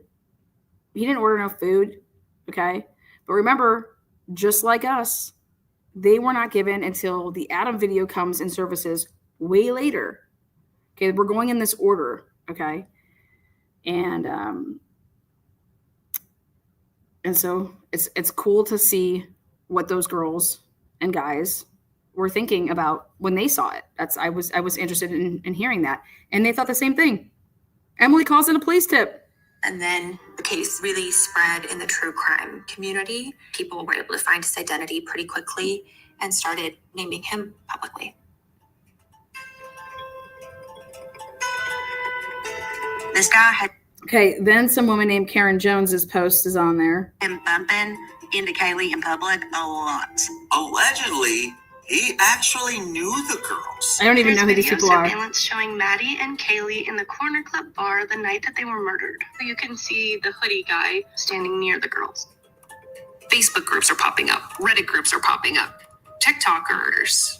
People are just going nuts trying to solve this crime while the police are doing the investigation. The fraternity where Xana and Madison were members of. The non-professional journalists, they're not media, they're just looky-loos trying to... Now this is where Blaine Eckles comes in out of nowhere. And he's like, these are just looky-loos. Looky-loos. I've never heard that term. I'm going to use looky-loos. Blaine Eckles says, these are just... I'll let him say it. Looky-loos. Looky-loos. What the fuck? Where Xana and Madison were members of. The non-professional journalists, they're not media, they're just looky-loos trying to gather information to tell a story that they think is relevant for them. There was like YouTubers, like sleuths that would like go through the entire case. How long would it take to get these records? They threw ethics out the window. They like dressed up as students and went into the dorms. Who is dressing up as students going into dorms? I haven't seen one video. Please send it to me. I want to see a looky-loo. Okay. I want to see one of these people dressing up and going into the dorms, like a student. You have to have how do you even get in? Okay. Looky-loos, baby. You have these looky-loos. So now this is what we're going to get into. As you can see, the Amazon just leaves it alone with hoodie guy, but not even let the students clear it up or say like, okay, yeah, like, so here's hoodie guy, right? Sus. And they're just going into now YouTubers. Okay. And then this is where Blowhorn Betty, JLR. It's interesting that Olivia doesn't get put in with them because she was there. To try and find information. See this? They got a hold of so many pictures and videos on social media. We all posted our lives together, pictures hanging out, pictures at that house. There's usually not that many pictures of a crime scene on social media. So here's the living room, and we're gonna go into Xana's bedroom. I was pretty bad about it. I was on my TikTok for like hours every day, like looking at everything. So Hunter and Ethan's sister, Maisie, says, I was watching it like constantly. I was on my TikTok. So here she's talking about TikTok. Fuck TikTok. TikTok, seriously. Many people have been like, Landon, you need to get on TikTok. I'm like, fucking A. How about you just take a clip of something funny I do on my show? It happens a lot. And put it out there for me. Go TikTok it up. What can you say in 20 seconds? What can you say in 60 seconds? I'm like, oh wait, the media does it every day. There is only one spot in that backyard that is dark enough that somebody could have gotten into. And the spot was that window that's missing the screen and had the cinder block underneath it. That was crazy. I think I was still in like denial, but like seeing everything all over social media. That was hard. There was one particular guy, he started making YouTube videos and he started showing up places. Then I saw this part and I just died laughing because it's JLR. He's just showing up places. He started making YouTube videos, JLR. And I'm kind of shocked. They must have filmed this like a while ago because like, I know the term rubbernecking. Let's see, like that's the term I know. But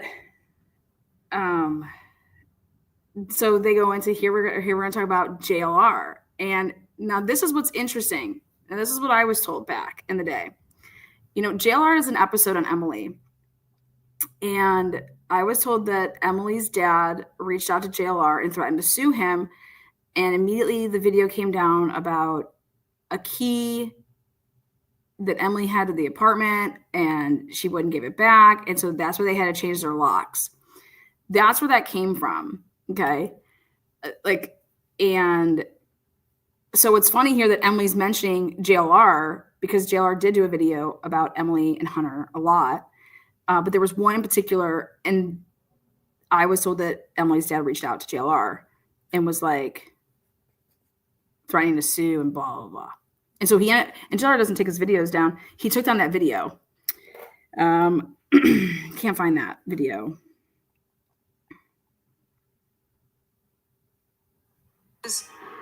Who is that guy? Who's that guy? Remember this? Who's that guy? Who's going to answer the door?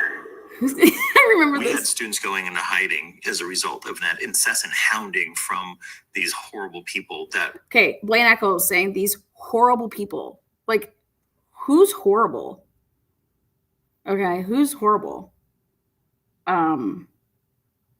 These horrible people. I want some names. Who's horrible?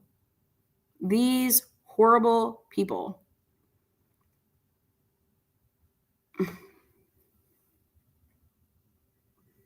For a dean, I think it's ridiculous that he would be even saying that. These horrible people. Could throw out some names with that. But I guess it's your First Amendment right? It's just your opinion. These people are horrible. I think your fucking police department's fucking horrible. How about that? We're just trying to do it for their own gain and benefit. Their own gain and benefit. What in life does anybody, I'm here. They have the EX. A lot of people are saying symbolism with Ethan and Xana. You wrote a fucking book, Dane Eckles. You were a part of a book during a gag-ordered criminal, one of the biggest cases that ever hit that state. And you were part of and being interviewed for a book that was released during all the gag order. Horrible people. You're a horrible fucking dean. Okay. Sigma Chi. There was rumors about one of the Sigma Chi's could have done it, like followed them home from the Sigma Chi party that was happening that night. I think people had targeted me specifically because people were talking about the Sigma Chi house because the people that were actually there with videos, somebody like JLR, was showing the line of cops, Idaho State Police trooper vehicles that were right up all against the Sigma Chi house. That's where they last were.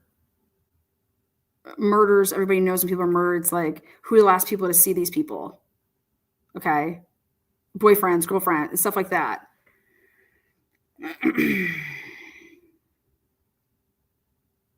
And let's just be honest. Let's call a spade a spade. Sigma Chi has a horrible reputation. I did have a lot of kind of public information out there on social media, my Facebook and my TikTok. It came like a freight train out of nowhere. My Facebook inbox is full of just the worst, most heinous things I've ever read. People that were writing stuff like to these people, Like, what the fuck's wrong with you? I mean, I don't know. People that are saying, It came like a freight train out of nowhere. My Facebook inbox is full of just the worst, most heinous things I've turn ever yourself read. in, punk. You did the crime. Serial killer. I mean, who's writing that to people? I mean, whoever wrote that to that kid, what a fucking, like, is this what you're talking about? Blaine Eckles is saying is a horrible person.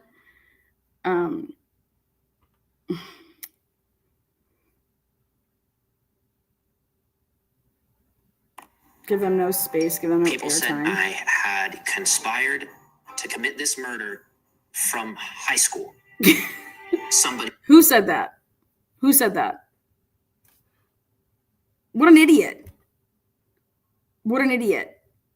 He had conspired since high school to commit this murder. What the fuck? There wasn't even information. What is wrong with people? Wait a second, though. That's what they're saying about Brian Culver. That he was basically concocting this when he was in, I don't know, DeSales, writing his papers and blah, blah, blah. I'm just saying. But I wouldn't even, how do you even write, you know, you don't know this kid? Hey, you were thinking about doing this in high school. He had sent Fucking a ridiculous. photo of my house, We found where they the live. cars that we drove, the places of employment of my. Well, the reason they were concerned about the cars that you guys drove is because of the white Elantra. Duh. And 4chan. Who was behind 4chan? Whoever was behind 4chan, they're the reason that all of this happened with this part of it. Okay. 4chan wasn't wrong, though, about the time, how long it took to commit the murders. And that, you know, the police went with that. But 4chan, who's responsible for 4chan? Who is the poster? Come on. In this day and age, we don't know who the fuck that is. We can't figure that out. We don't know what IP address they were on. Get out of here. Okay. Dane Eckles was hanging out at Costco where Brian Culver was. Remember that? He was out there shopping, grocery shopping. Well, Brian Culver was there too. Maybe they were hanging out together. I mean, let's just start that rumor. I mean, give me a break, Dane Eckles. My parents. Now people know my address and saying I have something to do with it.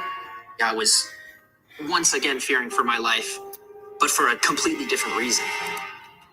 We're talking the Idaho4 case. Oh. We're talking about. Here's where, okay, now I'm going to tell you why these people got all put into this whole Amazon series. Blowhorn Betty, JLR, Olivia, they were all in, and now Drunk Turkey here, they were all part of the Paramount. Like, they spoke out in the Paramount shit. That was the stuff that at the last minute, I mean, Paramount had my plane ticket already, my hotel, everything. I bailed. When I say like last minute, I was like, I'm out. I sent them a red line of their contract, and I redlined the whole fucking thing and had different things in there. And I wanted, I was on the phone with them a couple different times. And I said, who's making all these decisions with all the editing?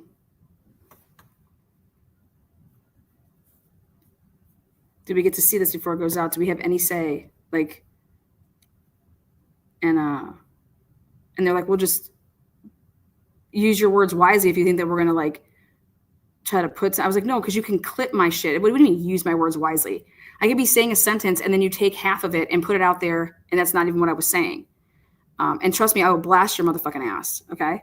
I was like, I want to know who has all of this say, who's doing the editing, who's in charge here. I was like, you know what? They wanted Dave. I was like, I'm out. I was like, good luck. They wanted me to sign away all my fucking shit. I was like, yeah, right. Yeah, right. Yeah, right. They could use anything that they wanted of mine. I was like, yeah, right. $100,000 cash in an envelope. Come on. You can just use my shit. Wait, and you think I care about, you think that I'm doing this for what? They're like, oh, you're going to get all this recognition. I was like, that's what, I was like, haha. I was like, okay, peace, out. So yeah, I did not go. But all these people that are in episode 2, I went back and I was like, they were in the Paramount. Paramount. I was like, holy shit. Potential mystery man that was at the house twice. YouTubers. I don't know. We got a lot of noise complaints at Santa's house. So there was a police video of Hunter Johnson going to the door. He has some zip ties around his wrist. What do you guys think? I answered all of that like immediately. The zip ties was a drinking game, but that's when I was watching this. Well, when a friend had sent me stuff, they're like, "Oh, your videos are on this Amazon series." I said, "Oh, really?" I said from one of my shows, and then she just sent a screenshot or something. Like it was like a screenshot. And then I looked and I saw There was a police video of Hunter Johnson. I was like, it's when Josie, it's Josie's talking about it. Josie's talking about it. Hunter Johnson going to the door, and then Drunk Turkey is talking about it, and it has truth and transparency. It's just that's how it is. So it wasn't like they took, they just took the clips of it being talked about by Drunk Turkey, it being talked about by Josie, and no mention that, oh yeah, this truth and transparency person is just fucking no integrity, blah, blah, blah. No, you can't say anything like that. In fact, it's just a video showing, hey, this is what the house was like. But now think about this. This now comes up in episode 2, right after the 11-16 press conference. And now think about if I would have done that Peacock or Paramount shit. I was like, oh, hell no. When I saw that it was like a TikTok thing too, I was like, I'm not a TikToker. I was like, I'm not a TikToker. And nor do I do anything that they do. Like that's not what and how my channel operates. And He has some zip ties around his wrist. What do you guys think? A lot of people have just suggested it's like a drinking game. If you guys know who this gentleman is, please hit us up. Wrist tie guy. That was my name for a little bit. We play a game called Champagne and Shackles. You zip tie together until each of you finish your champagne, ultimately. That's how it all began. Sources are claiming that Ethan Chapin's best friend, who was there and preventing the other friends from entering the room, he checked Ethan's pulse and he was the one to call 911. There was a lot of people commenting on social media, just like, I know what you did, like, we're gonna come find you. Found some stuff about HJ and then this Emily girl. Ooh, these friends, conspiracy, blah, blah. And it's got like 5 million likes. And we were getting death threats. Well, we know that's not my shit because I ain't got no 5 million likes.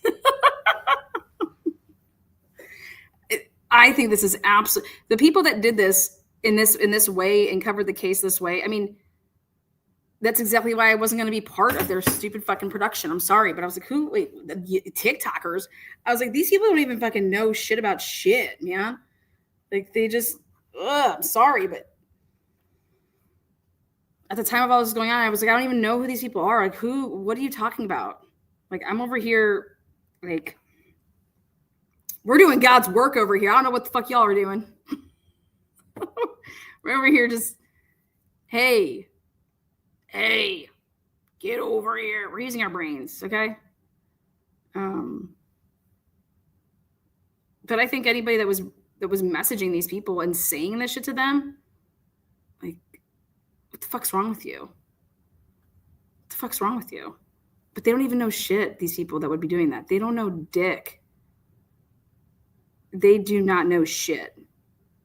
Because if they would have been reading stuff and actually looking at the facts, they would have been messaging people like that. Sorry. Sorry. Daily. It felt like a movie. People were thinking that we were murderers. I've always tried to be a tough kid, super tough. I think in the moment, I No, I only thought you guys just lied to cops. Because that's what it showed. You know what I mean? Let's be honest.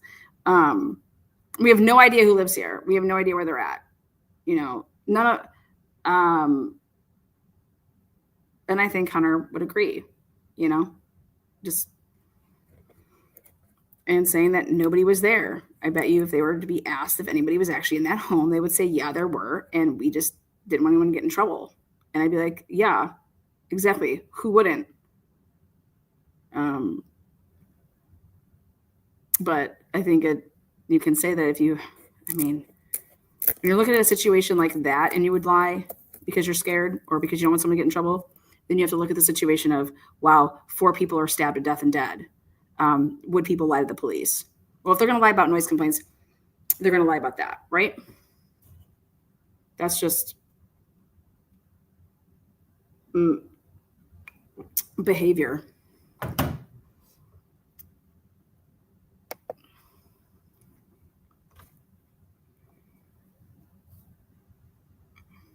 Killers, no. Lie to the police, yeah.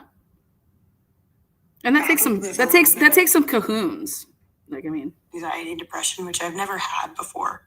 I had some panic attacks, and I think that it's because I didn't let any of my emotions out ever. And I think my body was just doing it for me. I lost a best friend. People thought I killed him. That was really depressing for me. It's also you may have liked him more than a friend at some points. That I would even do that to any of those people that I was friends with, I thought was pretty sad, but I agree. We were just also so scared still, and then we were getting people that were like, we will find you. And it's like, who the fuck was Emily's great where she her comeback with that was fucking awesome. She's like, yeah, you guys probably will. They're like, we will find you. And she's over here like, yeah, you fucking psycho stalkers. Yeah, you will. I loved it. You guys fucking loved this part. Emily nails it. Emily fucking nails it. She's like, yeah, you guys probably will find us. You guys are in Mexico. We got you. Listen to this. Emily made me laugh, man. Cheers to Emily out there. Listen to this. We were just also so scared still, and then we were getting people that were like, we will find you. And it's like, you probably will. You probably will. This is going to be a problem. Yeah. What? That made me laugh. She's like, you probably will. You fucking stalkers. Yeah.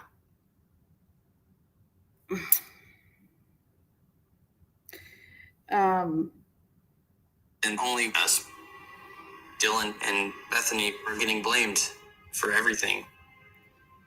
Dylan and Bethany were completely slandered on the internet.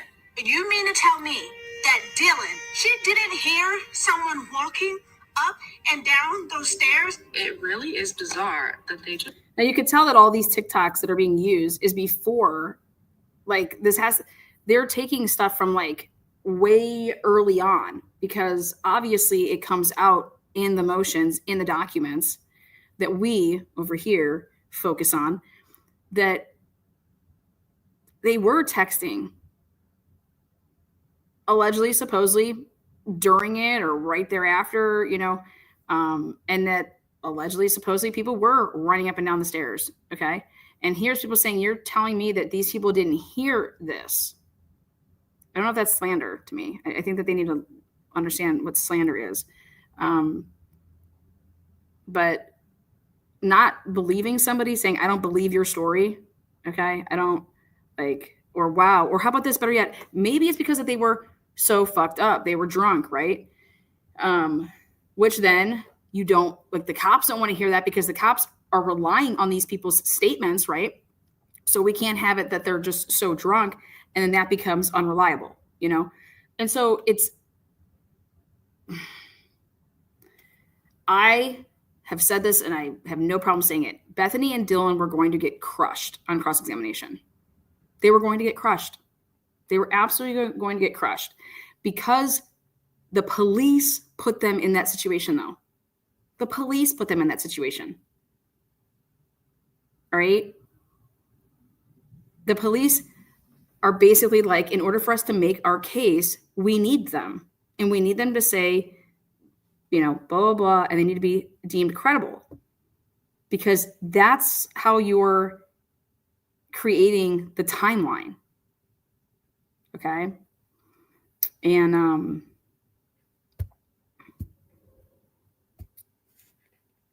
they know that the text messages are hearsay. They know that the phone calls are hearsay.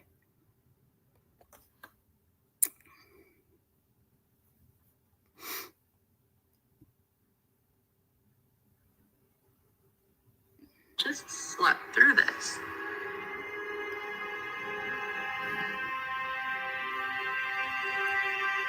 Dylan and Bethany's gotten a lot of hate.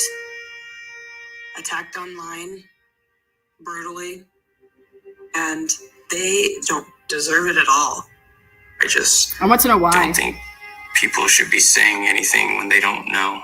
Because I would agree with that. 100 people shouldn't be saying anything when they don't know, but I believe that this came out again. When was Hunter interviewed for this? Because we are starting to know things because of the documents. So I believe that this was 150% filmed. God, a long time ago. Okay. Because the documents tell us like what we're saying, like what we don't know. And it's not just the defense.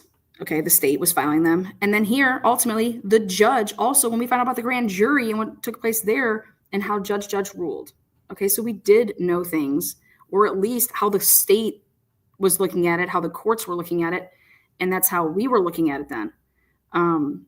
But up and until, I mean, maybe they're talking about. they weren't there and they didn't do anything. They're so dull. I just don't think people should be saying anything when they don't know. Because they weren't there and they didn't do anything. There's so many people out there that start a theory with close relationships. That's an easy way to go about any theory, is to find who they're close to. And people always suspect the boyfriend. Maddie had a boyfriend, Jake. Okay. The police always, like, this is from law enforcement's standpoint. Okay. Law enforcement, like, this is how if you go and take criminal justice courses, if you go and take criminology courses, if you ever go into the police academy, okay, this is a police thing. This is a criminal justice thing. Okay. That's what that is, Emily. It's just what that is. The police failed them. Jake would come to the house. This is sad. He was talking about how his social media was being attacked. He was actively being harassed online as the suspect. I felt bad. That poor kid. Anybody, like, that's just to tell you how stupid whoever was attacking that boy. You would never want to follow them. You would absolutely like laugh at their comments or write in the comment section, something like that, because Jake was in Boise partying. Okay. Jake did not go to Moscow that weekend. I don't know if he was supposed to, and then he didn't, but regardless, very early on, images had surfaced of Jake partying in Boise. Does anybody know how far Boise is? Okay. Partying with girls in a club. Okay. You cannot make it possibly back. All right. So anybody who was on this, Jake, blah, blah, blah, like fucking idiots, absolute idiots, absolute idiots. And he came over to our house and he'd stay there because he felt safer. In case anybody, wanted to try to pull something. Jake was not in Moscow the night that it happened. He was in Boise. So any of those rumors that he was involved were ridiculous. Absolutely ridiculous. It was happening to Kaylee's boyfriend, Jack, as well. Mm-hmm. He was being stalked, reporters outside of his house. And the reason that it continued with Jack D for so long is because the police would not clear him. Okay. They're coming out and clearing people, and they don't say him, and they don't say him, and they don't say him. And then they finally say him. And I think the reason that they had to not clear him is because of the vehicle that he drove. Right? I mean, there has to be a reason that everybody else was getting cleared and Jack D wasn't.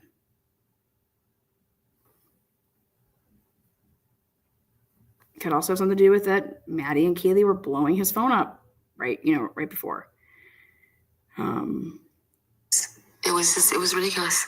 It was hard to read things or hear things about Jack because obviously we know who he is, and that was obviously not the case in any way possible. I think it was also hard because when it came to Kaylee, like, she thought the best of Jack. Like, she looked at Jack and just knew how great of a person he was. And so I think to think about her hearing these things was super hard. We were all scared that we were being stalked, even if we didn't realize we were, by social media sleuths, people trying to get any bit of information that they could create a story out of. Okay, now we get to the November 20th. So think about this. Now it's the November 20th police press conference, November 20th.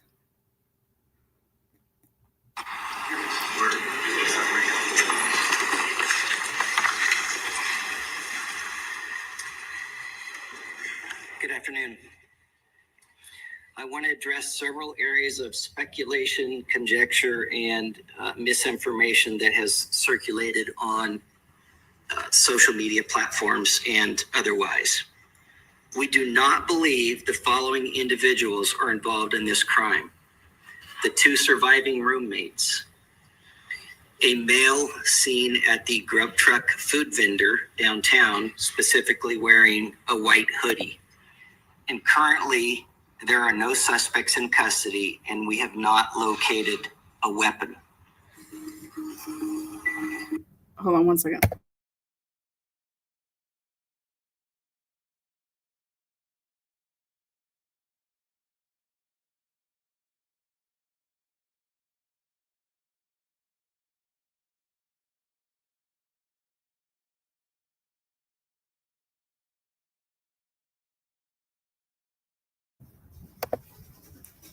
You know, they're not addressing every rumor, but they're clearing suspects publicly.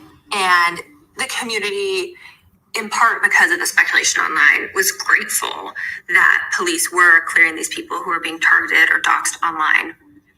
So many people close to this dropped out of school, deleted social media, quit their jobs because they were getting so harassed by the onslaught of attention and sleuthing. It's so terrible, and people don't understand that what they do online has real life consequences for the people involved in this.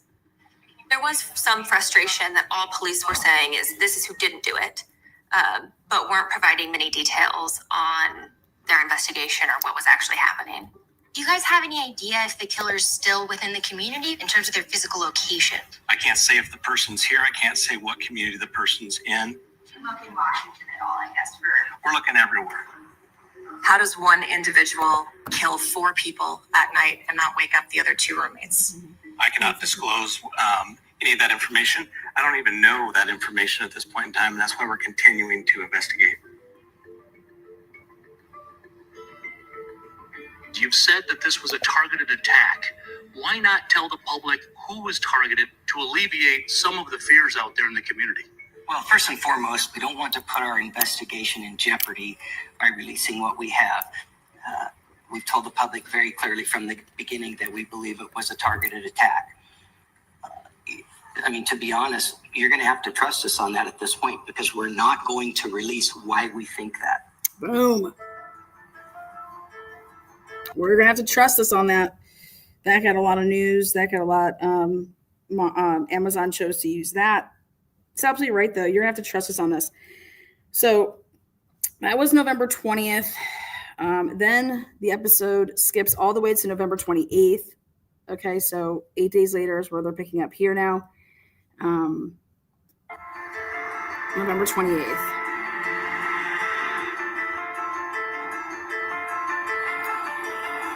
After Thanksgiving break, we had a lot of family members saying you should just cancel the semester. I want my student home. This is Dean Eckles saying you should just cancel the rest of the semester. My parents didn't necessarily want me to come back immediately, so I just decided to do that semester at home because it seemed like the better option. We had talked about trying to mourn as a community. And so we coordinated a vigil on November 30th. But there were folks fearful of going out. Okay. I mean, how do you reassure someone things are going to be okay when? Think about this. So November 30th was the vigil. But the question is when did they decide that they were going to have that? When did they decide and put the news out that, hey, we're going to have a candlelit vigil for the 4 students? I want to know that date.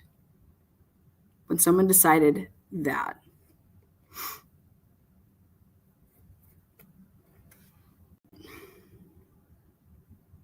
Someone's out there walking around that committed this horrific crime.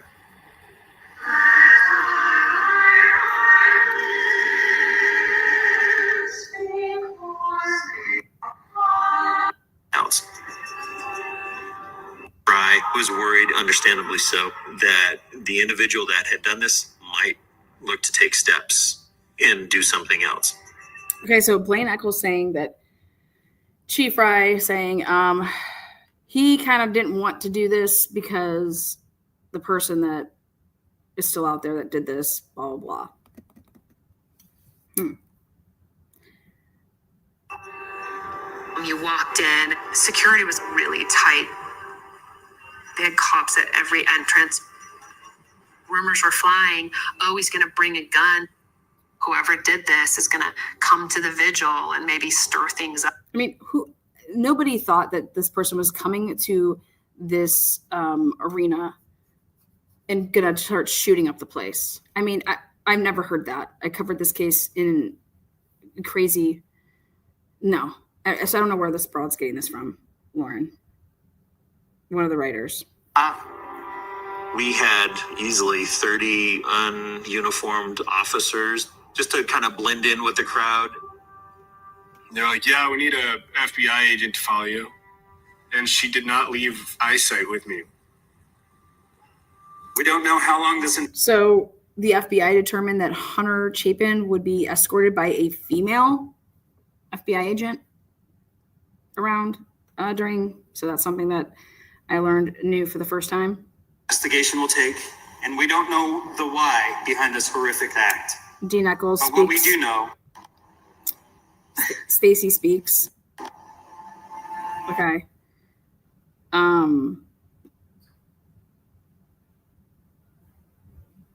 Then there's a video where you see the family sitting where President Green was sitting, the Gonsalves family. It's an area that I never saw before.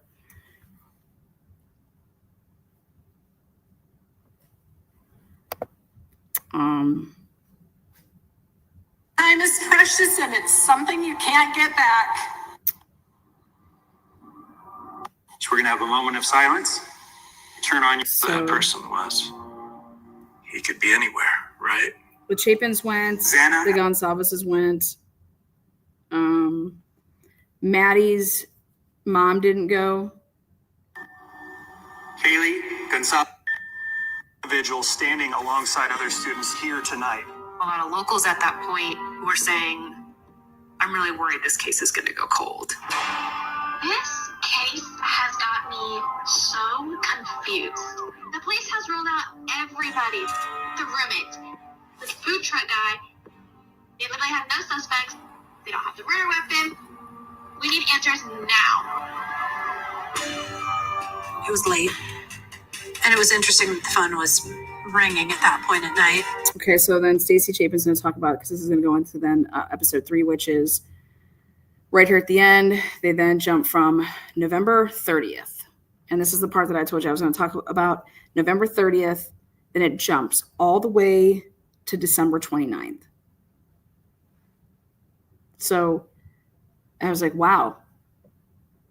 They're not going to talk about literally the most controversial points of this case, which were from November 29th to December 29th. That's where all the controversy started. That's where, the Gonsalveses are extremely pissed. They're speaking out and all this stuff think about everything that went on. And that's when my videos actually, I put them out of the body cam stuff was December 20th. So the timeline of when those body cam surfaces with the noise complaints and everything like that, people didn't even know that they existed. People didn't know about the noise complaints, weren't talking about the noise complaints back when they were trying to make it seem like they're talking about the noise complaints. It was actually not until December 20th that those could have ever even been talked about, because we did not put them out there until then. Okay.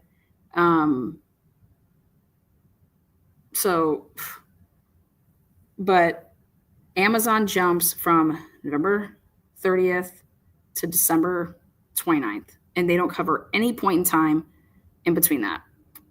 But they do. But they make it seem like it happened earlier. That's all I have to say about that, which is not, I mean, that's not a factual timeline. So take it for what you want. Like I said, I've made this documentary 50,000 times. Picked up her phone and I go, oh, you need to come hear this. It was after 11 o'clock. I was already in bed. And the officer said, don't tell anyone, but we have the suspect in custody.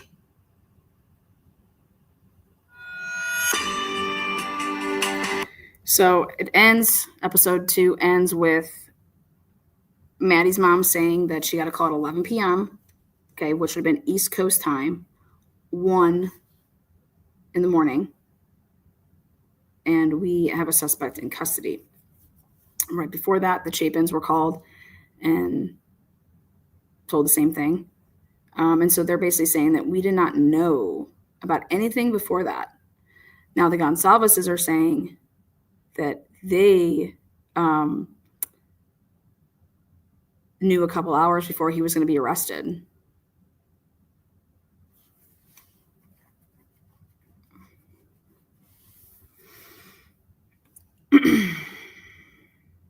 And that's the end of episode 2. And so tomorrow's recap will start with episode 3. So yeah, the biggest takeaway for me with episode 2 was that they completely left out, or were trying to make things seem like they were happening when they weren't. But November 29th to December 29th, more or less, in this series makes it seem like nothing was going on, and that's just not true. That's when all the controversy was going on. That's when that's where the real strong divide in the parents, in my opinion, started occurring. And so maybe it was designed that way. Like, we're not talking about that. We don't want to bring that up. I could see the Chapins, saying that. I could see Maddie's parents saying that. And that's not what we want to focus on. And so we're not going to talk about that. We don't want that to be what's focused on. Which would tell me that they have say in what was in how this was being produced. But I promise you that there's no way that I would do anything like this if I didn't have say. So good for them, because it matters. If you would have,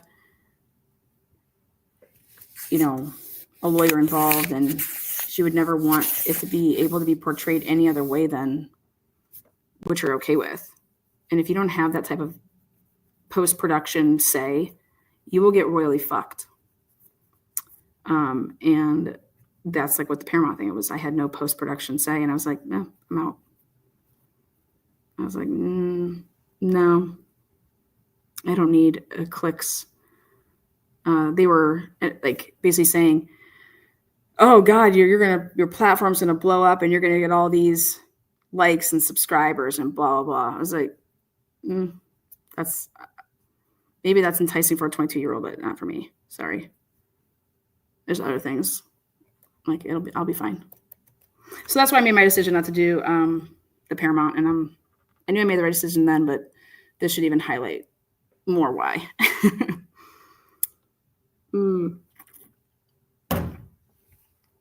But that was episode 2. And thank you guys for all joining in. And use the comment section of the video. Let me know your thoughts and where you saw some things. And we will be back tonight. I'm dropping a bombshell. When I say bombshells, this is about as big a bombshell as the body cams, as anything I've produced on this channel. And it's going to really make some people say, holy fucking shit. And this is what Ann Taylor wanted out there. And this is what we would have all gotten a really, really good look if the IGG portion of that hearing. Yeah. If there's a lot of things that, the brief, I want the goddamn brief, okay? Give me the Frank's brief, give me the IGG brief. So, and that episode is titled tonight at 9:30 p.m. Eastern Standard Time, and it's titled Idaho4 Othram Lab Bombshell. I talked about it last week, or sometime maybe during the beginning of this week, and I said I would bring it to you guys, so it's my Sunday night big reveal. So thank you so much, and rock out with a thumbs up or a thumbs down. You have an opinion, make yourself known. Peace.